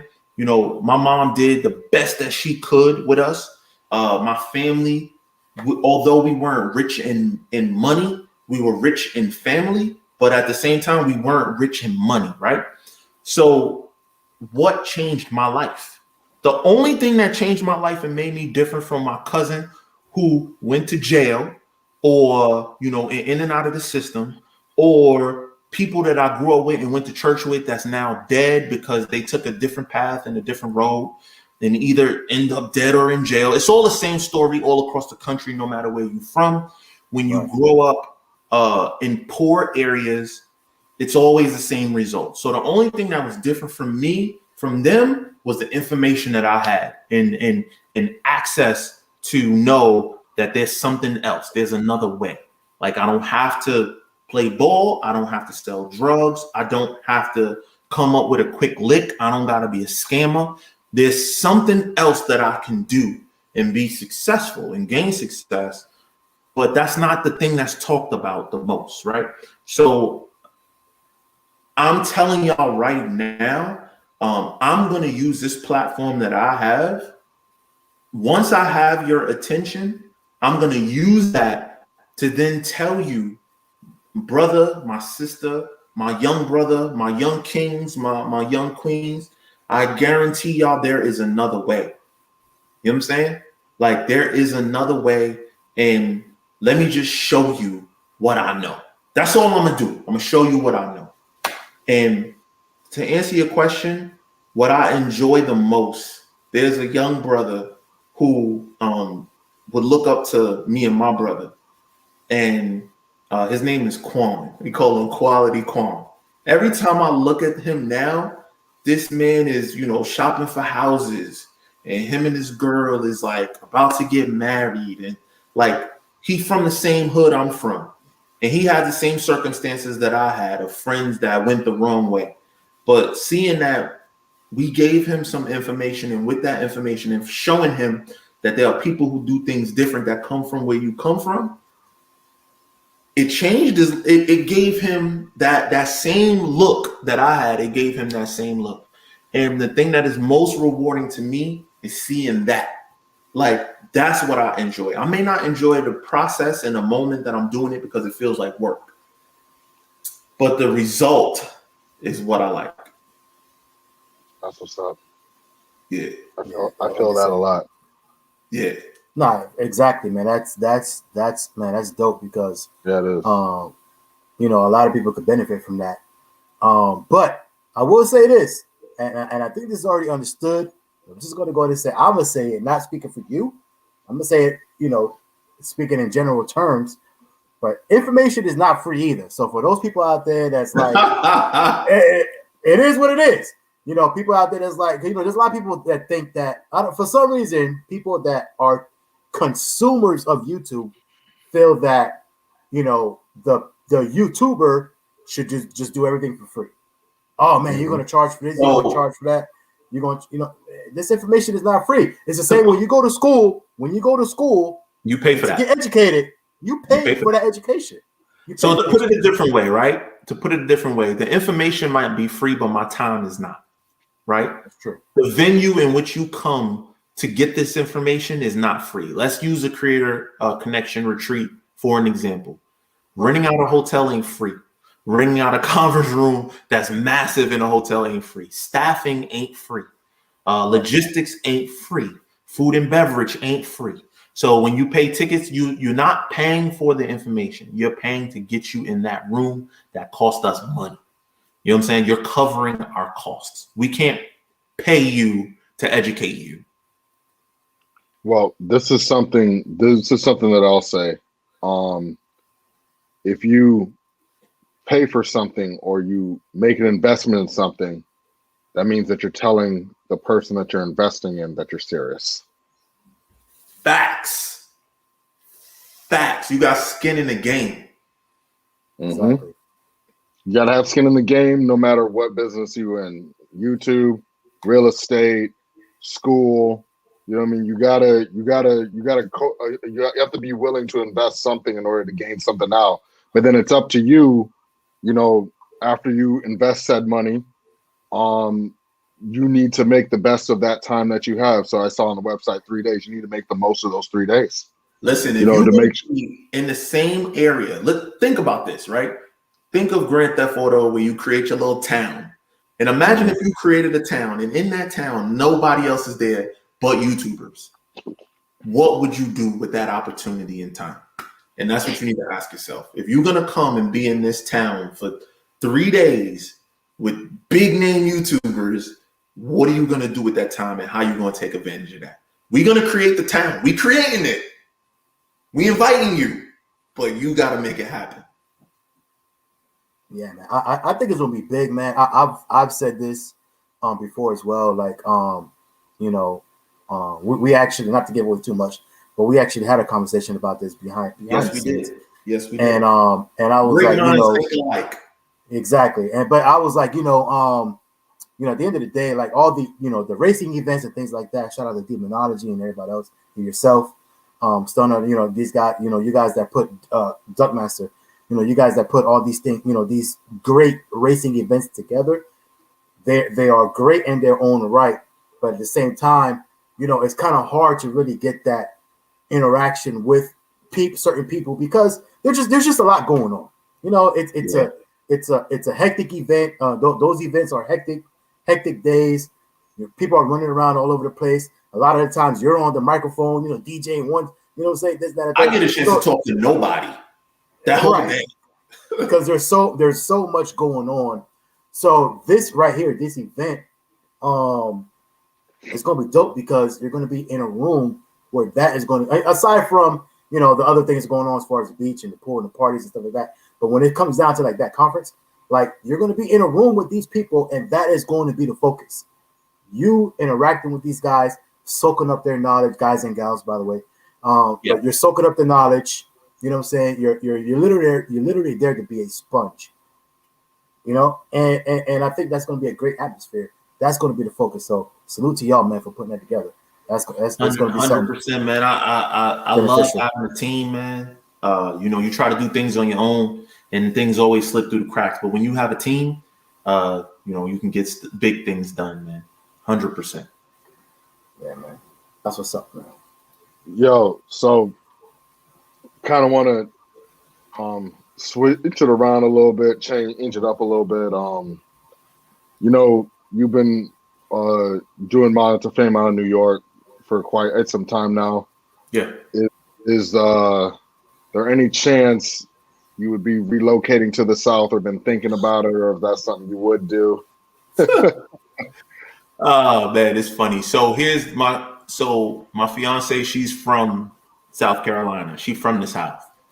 And her ultimate goal, obviously, is wherever you come from, ultimately, when you, in your later years, want to go back home. You always want to go home. So she wants to go home at some point. So that's her in the comments right now talking about Yo, trying to say we out. Yo, she liked that question. So, she liked that question. So here's our deal. Let me tell you something about hard work in achieving a certain level of success. You can have it all, right? And our deal is she gets a vacation house in the South, right? Or that might be our house. It might become our house, and one of our houses here that we might keep or something becomes the vacation house up here. But this is home for me, and that's home for her. So to be able to say things like that, to plan ahead and say, you know what, we'll just buy another property down there and we'll live there part of the year and we'll live here part of the year. First of all, to be able to say shit like that is mind blowing, coming from a kid from Brooklyn that come from the hood in Brooklyn. That shit is crazy to be able to say. But the reality is, you know, she works very hard, and she's super successful, and I work hard and I'm successful. So we can take that pot and put it together and we can do whatever it is we want to do. So that financial freedom is amazing. You know what I mean? To be able to make decisions like that. So to answer your question, yes and no. Okay. But you know what though? You know what that sounds like to me? As a matter of fact, I just seen it in the comment section from my brother right here, Repo. You know what that sounds like? Oh, not from there. That's your girl right there saying yes. All good things come from the South. But for my brother Repo, so when people can't make decisions on where they want to go, right? Because especially on the East Coast, because they're from up north, they're from here, they're from different states. You want to know what's the melting pot? Like my guy Repo says right here, Florida. That is the melting pot. If you can't make a decision on where you want to go, Florida is literally everything. You got up north flavor, you got down south flavor, you got everything out here. Your tropical. I mean, you got everything that you need in one state, in one location. I would say Central Florida mainly, because if you go northern Florida, you're gonna be with the hillbillies. If you go to southern Florida, you're gonna be, you know, everybody know about Miami, but Central Florida is all encompassing one. I like Florida, but I ain't moving there. Yo, this is something I'll say. This is something I'll say. You know, I'm a Florida native. Like I've never, and mind you, I've been to not every state, but I want to say a good few states. There's still some states I need to visit, but Florida, it's just like what FaTKaT's saying. You just have a little bit of everything. Yeah. In the state, there's just a little bit of everything going on. You know what I mean? You want to do this? Okay, you go shoot over there. You want to do something low key? There's something right down the street. It's just a little bit of everything here. It's not the only other state I guess I could, you know, compare that to where there's like always something to do is New York, really, or Cali. Yeah, no, 100%, man. Florida's dope, and I see y'all trying to sell it, but that selling happening. I'm moving to Florida. We might have a vacation home in South Carolina somewhere or North Carolina, but definitely not Florida. You know who just bought a house over here not too long ago? Will Motivation. Exactly. No, Will is my boy, man. That's another good brother, man. Yes, sir. Yeah, he's a lot more of the lines like me in terms of, you know, that's why we kind of connect in that way. Demonology is a lot like me. You know, or I'm a lot like him, given the fact that he's my YouTube pops. But we have very similar upbringings, very similar roots, and all that kind of stuff. It's more, you know. Yo, shout out to Will Motivation. Hey, Frankie made a good point, man. You know, here in Florida, you can literally do anything you want to your car, and nobody will bat an eye. Nobody will bat an eye. So I'll register my car in Florida. Thanks for the tip. And no state tax, by the way. No state tax. No state tax. Yeah. I'll register my car and my company in Florida. Thanks. There you go. Because let me tell you, these Jersey taxes ain't nothing to play with, brother. Smacking you up. Yo, I actually picked up a job a couple months ago. It was in New York, and that was the first time I got hit with federal and state tax. And I was like, "Oh, I don't like this." Yeah, man. I was like, "Damn, that's what y'all got to deal with." Ooh, I don't like this. Nah. Yeah, but, man. Yeah. It's crazy. But yo, is there? I know you've covered a lot about your brand. You know, about, you know, being authentic. You know, the creator connection. summit, if you will, that you guys are going to be having in November. There's a lot of things that you have, going on. I would say internally and externally. In the next year, where do you think you see yourself at? Shout out to CEO Auto Marketing Group. That is the guy that I was telling you about that's doing the merch, the web design, all that stuff. That's one of the team members of MOD2FAME behind the scenes. So if you like that Creator Connection website, he did it.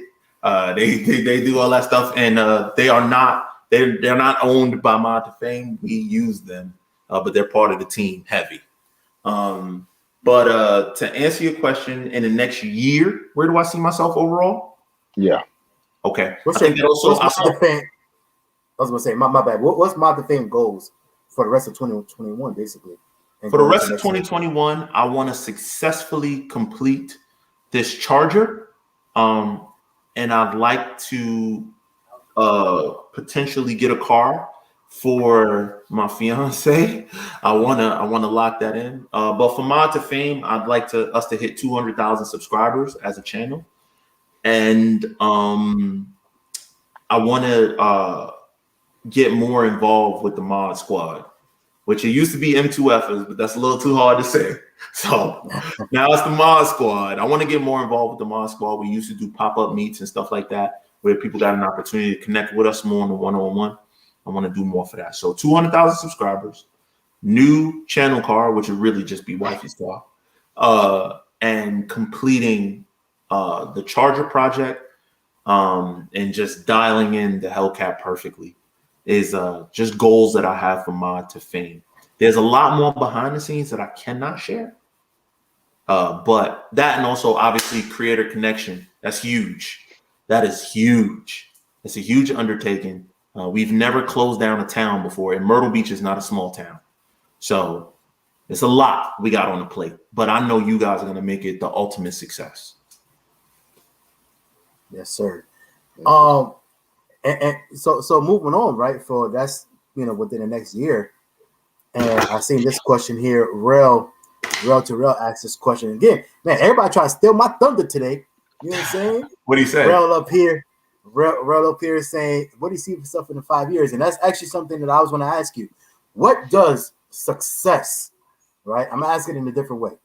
Yeah. What does success look like 5 to 10 years from now for MOD2FAME? If you look back, shout out to Real. I respect his growth so much. I met Real for the first time when I went to Chicago, and he was doing a burnout in Hellcat Jones's car. And that was a young man who was just hungry for information, hungry for knowledge, was trying to get his life on the right track, was headed in. You could tell he grew up not with a lot of information, not with a lot of influences of people around him. And today is now an influential person that a lot of people look up to. I love stories like that. So shout to Real on that one. And I know he don't know I look at him in that way, but I do. You know what I'm saying? I see everything. I don't say everything, but I see everything. Hold on. Can I add to what you're saying real quick? Can I caveat off of that real quick before you answer this question? I've told Rel this a couple times, and I don't know if he's really like let it sink in or if it really like resonates with him. But I've said this to Rel a couple times as well. Like I have a lot of respect for Rel, not as a YouTuber, but as a person. What I'm saying? Because as a person, and and we say it in our videos or whatever when we do videos about him, I'm like, if there's anybody who could get something straight, or is anybody who's gonna see through it, is gonna be Rel, because he just has that hunger, he has that drive to just be successful. And I told him this on the show before when he was on our show, on a live show. I told him, I said, bro, you know what I'm saying? Don't ever get it twisted. If I got it, you got it.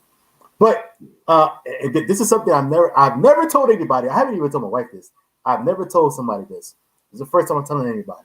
But you know how everybody has a list, right? If I become super successful, if I win the lottery, if I got what, you know what I'm saying? If I just, you know what I'm saying? Like you in that position where you can literally just change somebody's life, period. You got a list of people, right? Yeah. Rel's on my list. Rel's on my list. I've never told him that. I've never told anybody that. Rel's on my list, man. And I don't mean that to say that he needs it, but you just got a list of people that's like, yo, if I ever get to that point, man, where I'm just like, man, it's crazy now and this and that and the third and da da da da. You know what I'm saying? I'm gonna reach down and I'm gonna pull this brother up, man, and make sure that he's good to go for forever and his family.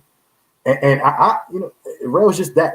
He's and granted, we don't talk every day. We don't, you know, we're not like, you know, yeah, he's, you know what I'm saying, we're like best friends or whatever. But I just know that every time I go to Dallas, every time I go wherever he's at, whatever, like Rel, and I've not just with me, I've seen him do this with a lot of people. Rel would he takes the time.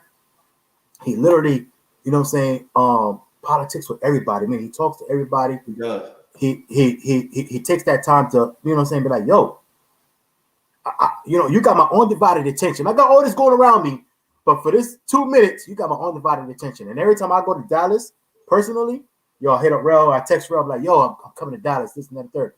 But like, yo, let me know when you land.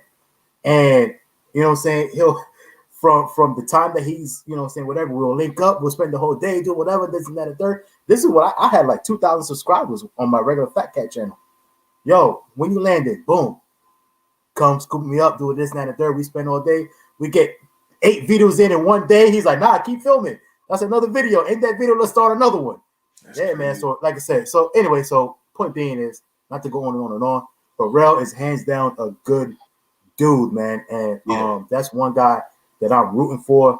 And like I said, he's on my list, man. So Rel, I see you still in the comments, man. You're on my list, bro. So you know, when I say I got it, you got it. When I got it, you got it. I 100% mean that. You know what I'm saying?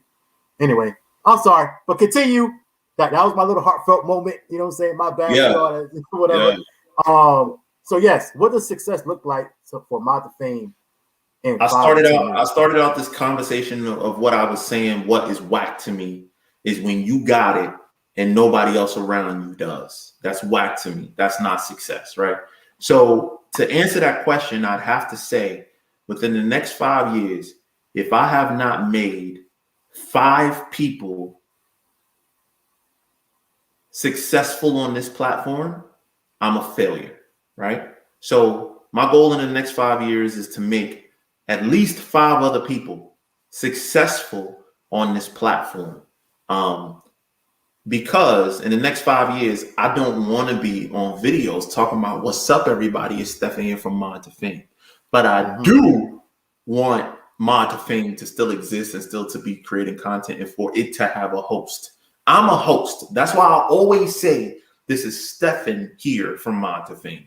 I don't say this is MOD2FAME. Like people call me Mod, I'll be like, yo, I'm Steph. Because there has to be a level of separation. MOD2FAME has to be bigger than me, right? So within the next 5 years, there need to be Jerry from MOD2FAME, Candace from MOD2FAME, Jennifer from MOD. It needs to grow. Like it needs to grow past me within the next 5 years. In addition to that, YouTube is a streaming service. Streaming service is the future. Cable is going to die. Program television is going to die. It's going to be all on demand within the next 5 years. So being that we're about to hit 200,000 subscribers, the way I look at that as we have a network, like there's HBO, Cinemax, MOD2FAME is a network, right? So what channels are we going to have on here? What programming, what hosts are we going to have on here? We need to grow to that within the next 5 years, the standard. And then within the next 10 years, bruh, I don't know. It's going to be a building with the name MOD2FAME on it or something. And it's going to produce crazy content. And it's just going to be the source of information when you talk about modifying cars. And then even greater than that, other types of subjects and topics and stuff like that. But entertainment is my future because that's what this business is. We are in the entertainment business. And although we do educational entertainment, it's still entertainment nonetheless. So basically in the next 10 years for MOD2FAME as a brand and as a company, it needs to become a network, the likes of, you know, Netflix or HBO or whatever the case may be. I don't know if that's always going to be housed on YouTube. I don't know. But I just know that the future is putting people on. That's the future. All right, man. And as a result of putting people on, wifey get that vacation house. I get that Kona steak. Yeah, right. Let me tell you, I come from church. I was born and raised. Give unto others as you will them give unto you. I am going to give unto others, and I know that in that I'm going to be blessed. That's what's up, man. Like I said, we're here rooting for MOD2FAME as a brand, as a whole, because like I said, man, it's just, we all have that idea, right? But it's one thing to see people actually putting that idea to paper, putting it on, actually start to execute that plan and things like that, man. So we definitely respect, you and not just you, but MOD2FAME in general, starting to execute things that they've seen, 4 or 5 years ago that you guys are, executing that stuff, man. So we're definitely rooting for you and rooting for y'all to win, man. So, and you guys know, man, you guys always going to have our support.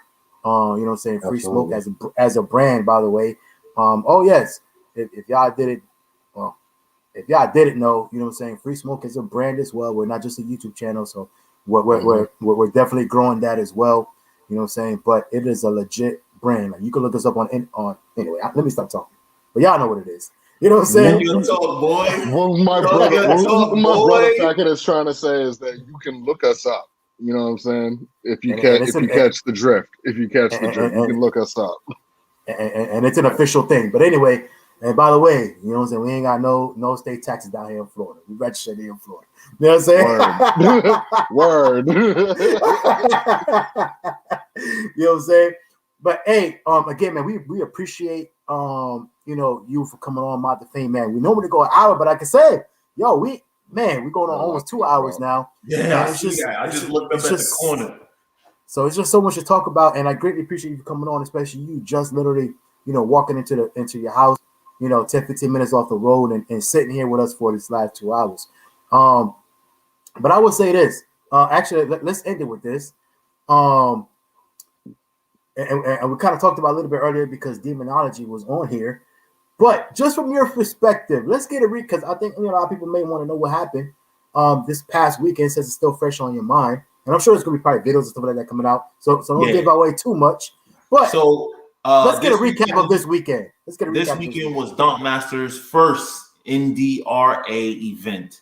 And the main goal was go down and support that, because that's something that we doing. In terms of, like, I look at whenever there's something successful that we all win. So we wanted to go down and support him. But we also wanted to put on a show, and I wanted my rematch with Demonology. So Dunkmaster scheduled 2 hours of roll racing for us from 3 to 5 p.m. I was there at 2 p.m. because I needed to go there, get ready, get my car unloaded, gas up, be ready. Unfortunately, Demonology didn't get there till about 4:20. And when he got there, he still had to take his car off the trailer, gas, do whatever he had to do to get ready and get to the staging lanes. By the time he got to the staging lanes, it was about 5:03. And that track is strict. They don't play. So they closed the lanes for roll racing, and we was not able to race. Now, it was not Demonology's fault. He wasn't. Now, who's fair like this? Who else would be fair like this? Anybody else would be like, he was ducking me, bro. He was scared. Right. I can't cap like that, bro. I don't know how to be fake like that. So in reality, I know he would have ran me. So unfortunately, we got to move on. Can you go back to that question? Something about top 5? This one? Yeah. What is MOD2FAME top 5 YouTubers? I like that question. Well, let's finish the thought that you were saying as far as this weekend. So as far as me versus Demonology, it has now moved on to a trilogy where we are. But to be honest with you guys, I need him to come to my playground. I've been to his playground. I hate drag strips. Drag strips are not set up for roll racing, so they don't work well as roll racing places. I need him to come to my domain. So I'm gonna find a location that we can roll race. It is not going to be a prep surface. It's going to be real world conditions, and we are going to roll race, and we're going to see whose car is faster in the real world. That's what I want to do, baby. That's what I want to see. I think that's going to take. I think that's only right? That's only it's fair. only. Hey, it's fair and it's only right. But I would say this, man. I would pay good money to see that, because I think it's going to take a miracle for demonology to be on the street and put that doing anything and put that power down. Like, I just don't. Demonology is 100% against that. So if you can make it happen, I mean, it'll be legit. Like come to my domain. I have track events that I go to all over. Oh, the airstrips and all that. The airstrips, the shift sectors, the race motives, the slipstreams. Okay. So he said that I created this genre. Roll racing really precedes me. Listen, if you know about underground racing, if you know about the big GTR companies, they run those roll race events. Just look at TX2K. They have a day dedicated to roll racing. This is a real thing. It's only Mopar guys that could only do one thing. They can only do this one trick pony thing. You know what I'm saying? That shit's whack to me, but whatever. All right. Hey, so let's get back to this question. If you care to answer it, who are your top 5 YouTubers? And we'll close it out with that. So you guys got to remember that I am a fan of YouTube, and I watch YouTube because I watch the things that I want to see. So I'm a big car head. I'm a car nut. I don't really watch YouTube to be entertained by somebody else's life. I don't really care about someone else's life. So for me, top 5 YouTube channels that I watch religiously. Believe it or not, Free Smoke has made it on the top 5. Hey, you know why? That's what's up. You know why Free Smoke has made it on the top 5? Because y'all condense everybody. It's easy for me. I know what everybody is doing from watching y'all. So, because I want to support, you know what I'm saying? I want to support everybody, but I'm not about to watch everybody's video because they don't do what I like. So Free Smoke is definitely up there. Obviously, I watch all the racing channels. So 1320, because I like racing and they cover all types of racing. In addition to that, like I'm trying to think of a person that's like in my top 5 that I like to watch. Sheesh, this is a tough question, bro, because you're gonna get me in trouble. I like Demonology's channel because it's racing. Like he covers racing, he covers modding Mopar. So definitely Demonology is in my top 5. So I got Free Smoke, 1320, Demonology. Who else do I watch? Like religious without fail. When I see a video pop up, there's a couple others I really don't want to get in trouble. I'll be honest with you. If I don't say all of the names that I'm supposed to say because I support my brothers and my sisters. That's what I was going to say. I was like, answer it. I'm about to get in trouble. Just know that I do support and watch all of the big YouTube channels for the culture. I do. 100% support and watch everybody. Yo, not for nothing. Stunner Reese and CJ on 32s. Brother, they videos be like 40 minutes. I don't know how. They up that. They're at least an hour now. Yeah, they're like an hour now. I don't know how it's possible, brother. I'm sorry. I run a business. And in addition to running a business, I run my market for my day job. So what I do is I'll go to their videos. Every video they post, I make sure I get it. I go in there. I like it to make sure that it hits the algorithm, right? Because I want to support. So I go in there and I like it. I go to the meat that I need to see of their video and I watch it. And then something always happens. My phone rings. Something always pulls me away, but I watch it. You know, Tall Guy doesn't post as much as he used to. He's another one. I can't watch his videos, like, because it's so much going on and it's nothing about what I really, really am into. But I gotta support the big dog. He's the big dog, right? So you gotta support him, right? So I go there, I like the video to make sure that there's that level of support, right? But Who else? I watch Will Motivation stuff. TJ Millionaire Mentor. I support. I know I'm gonna get in trouble. I said Stunner. I said Demon. I said, I even try to make sure I go and like organic stuff. Stephen, I'm gonna stop you right there, man. Look, we support everybody, man, especially for the culture. Yo, I was my young guys, Josh, I'm getting there. I try to support everybody as much as I possibly can. But if it's not about building your car or racing your car, I don't really watch that type of content, to be honest with you. But I still support. But we support everyone, man, and we salute everyone that's out there doing their thing. You know what I'm saying? Especially out, you know what I'm saying, like Rel just said right now, man, a little while ago, people that's out there, trying to do something with their lives and not just out there, waste. I'm gonna call it, it's spade to spade, wasting their time on the corner, on the block, whatever it is, man. That is. I forgot a person that I gotta say, Hemi Life 44. 44. But listen, what got me to become a Hemi Life fan is his family. When we was in Texas at one of the events, Master, I think Demonology. His mom, I think it was like his mom, his aunt, bro. It felt like it was my family.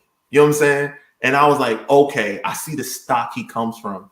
And then I saw a Hemi drummer, and I found out he a church drummer. I was like, he a church boy too? Oh, we family. Like, you know what I'm saying? Right. I related in that way. So, yeah. And I already shouted out Real to Real. There's so much I can get in trouble for, but I gotta go, guys. I gotta go pick up my mom. That's what I was trying to say, man. So trying to close it out here. Audio Cat, of course. I said Audio Cat earlier. Go ahead. Stephen, are you gonna let me close this video out or not? You gonna let me close this live out, man? Hey, shout out to everybody really, really doing their thing out there. If you weren't mentioned, trust me, don't take it to heart. There's just so many people, man, that's doing great things, and we definitely support and salute everyone. But before we get out of here, your modern day muscle, anything else for Stephen, or the people that's out there watching right now? Well, first of all, thank you for coming back again, Stephen. My pleasure. Really, really appreciate it. I'm talking more. I took that to heart.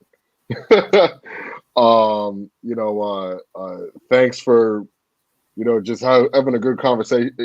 Just having a good conversation with us. Thanks for sharing, a little bit more inside of, Stefan and MOD2FAME. Also, too, shout out to the chat. Appreciate the chat. You guys had some good questions. Stefan, in your travels, check your text message. I'm gonna send you a message about some of the stuff we got going on. Okay. But other than that, that's all what we got. Hey, again, and from my perspective, Stefan, again, we greatly appreciate you coming on here, especially fresh off the road. As we always say, as we say in front of everyone and also behind closed doors, behind the curtains, you always have our support. I greatly appreciate you personally because you've always supported my person, even with just my regular. Before this whole free smoke thing, you was a supporter of FaTKaT. When I was just on my regular channel. Right. So big time shout out to you on that. And then now even bigger, man, supporting this whole free smoke thing and when we do it here. I'm gonna let again something else that again we talk quite quite a bit behind the closed doors. And for people that don't know, I saw actually MOD2FAME, or I should say Stephen, called me and was like, yo, I see what y'all doing. And he kind of gave me a little bit of counsel, advice on the channel. I brought that back to my brothers. Shout out to Garage Driven, Modern Day Muscle. We talked about it. It was like, yeah, that's dope. We should implement that. And then in return, I've also called him and say, look, man, this is what we're thinking about doing. What you think? And he's giving me counsel on that. So what I'm trying to say is, MOD2FAME is a real big time somebody that we respect. We respect what he has to say. We respect his opinion. And like I said, he's shown a lot of support, not just in front of everyone when it's when the cameras are rolling and it's popular to do it, but he also does it behind closed doors. So big time and much love to Stephen from MOD2FAME. You know what I'm saying? Salute to you, bro. We greatly appreciate you coming on here. I'm going to give you the floor, the last bit of the floor before we get out of here. Anything else you got to say to the peoples before we get out of here? Hey, man, listen, whenever you have an opportunity to commune in this way, I just want to, end off with one things first, creator connection. Make sure you guys are there. We creating a space just for us, taking over a town, November 12th through the 14th, creatorcon.com. But whenever you have commune and you have an opportunity to get all your brothers and sisters, you always want to end off by saying, Heavenly Father, we come to you now in prayer, thanking you for this opportunity to speak to your people, God. God, we ask that you will continue to guide us, bless us, and be with us. Keep us safe. Keep us open toward one another. Keep us wanting to help one another. In Jesus' name we pray. Amen. Amen. Amen. Amen. Yes, sir. Can the church say amen? Yo, that's a free smoke. That's a free smoke first right there. Amen. Right. That was dope. I feel that. It's fitting, man, because it's Sunday, and every day you need to be blessed. It's Sunday, so hopefully everybody has a blessed rest of their weekend, whatever's left of it. Have a blessed week. Next week, don't forget, y'all, we drop every single day at 7:00 p.m. Eastern. Our daily videos, man, that we do automotive news for the culture. Don't forget about that. And then we go live, as you guys know, on Sundays and some Thursdays, where you guys can find out all the information as far as who's coming on next. Follow us on free_smoke_official on IG. By the way, we just finally had 1,000 followers on IG. It took us forever for some reason. So we finally hit that earlier today. So big time shout out to that. And yeah, man, just continue to support, man. We're going to continue to bring out dope content for y'all, man. So other than that, that's all we got for y'all. Yo, bless up to everyone out there. Big time salute and shout out to the Free Smoke Squad and also the Mod Squad. You know what I'm saying? And don't forget, man, you're watching Free Smoke, and we do this for the culture. Yo, we out of here. Salute to you, Steph, one more time. Yes, sir. Brother. For one time.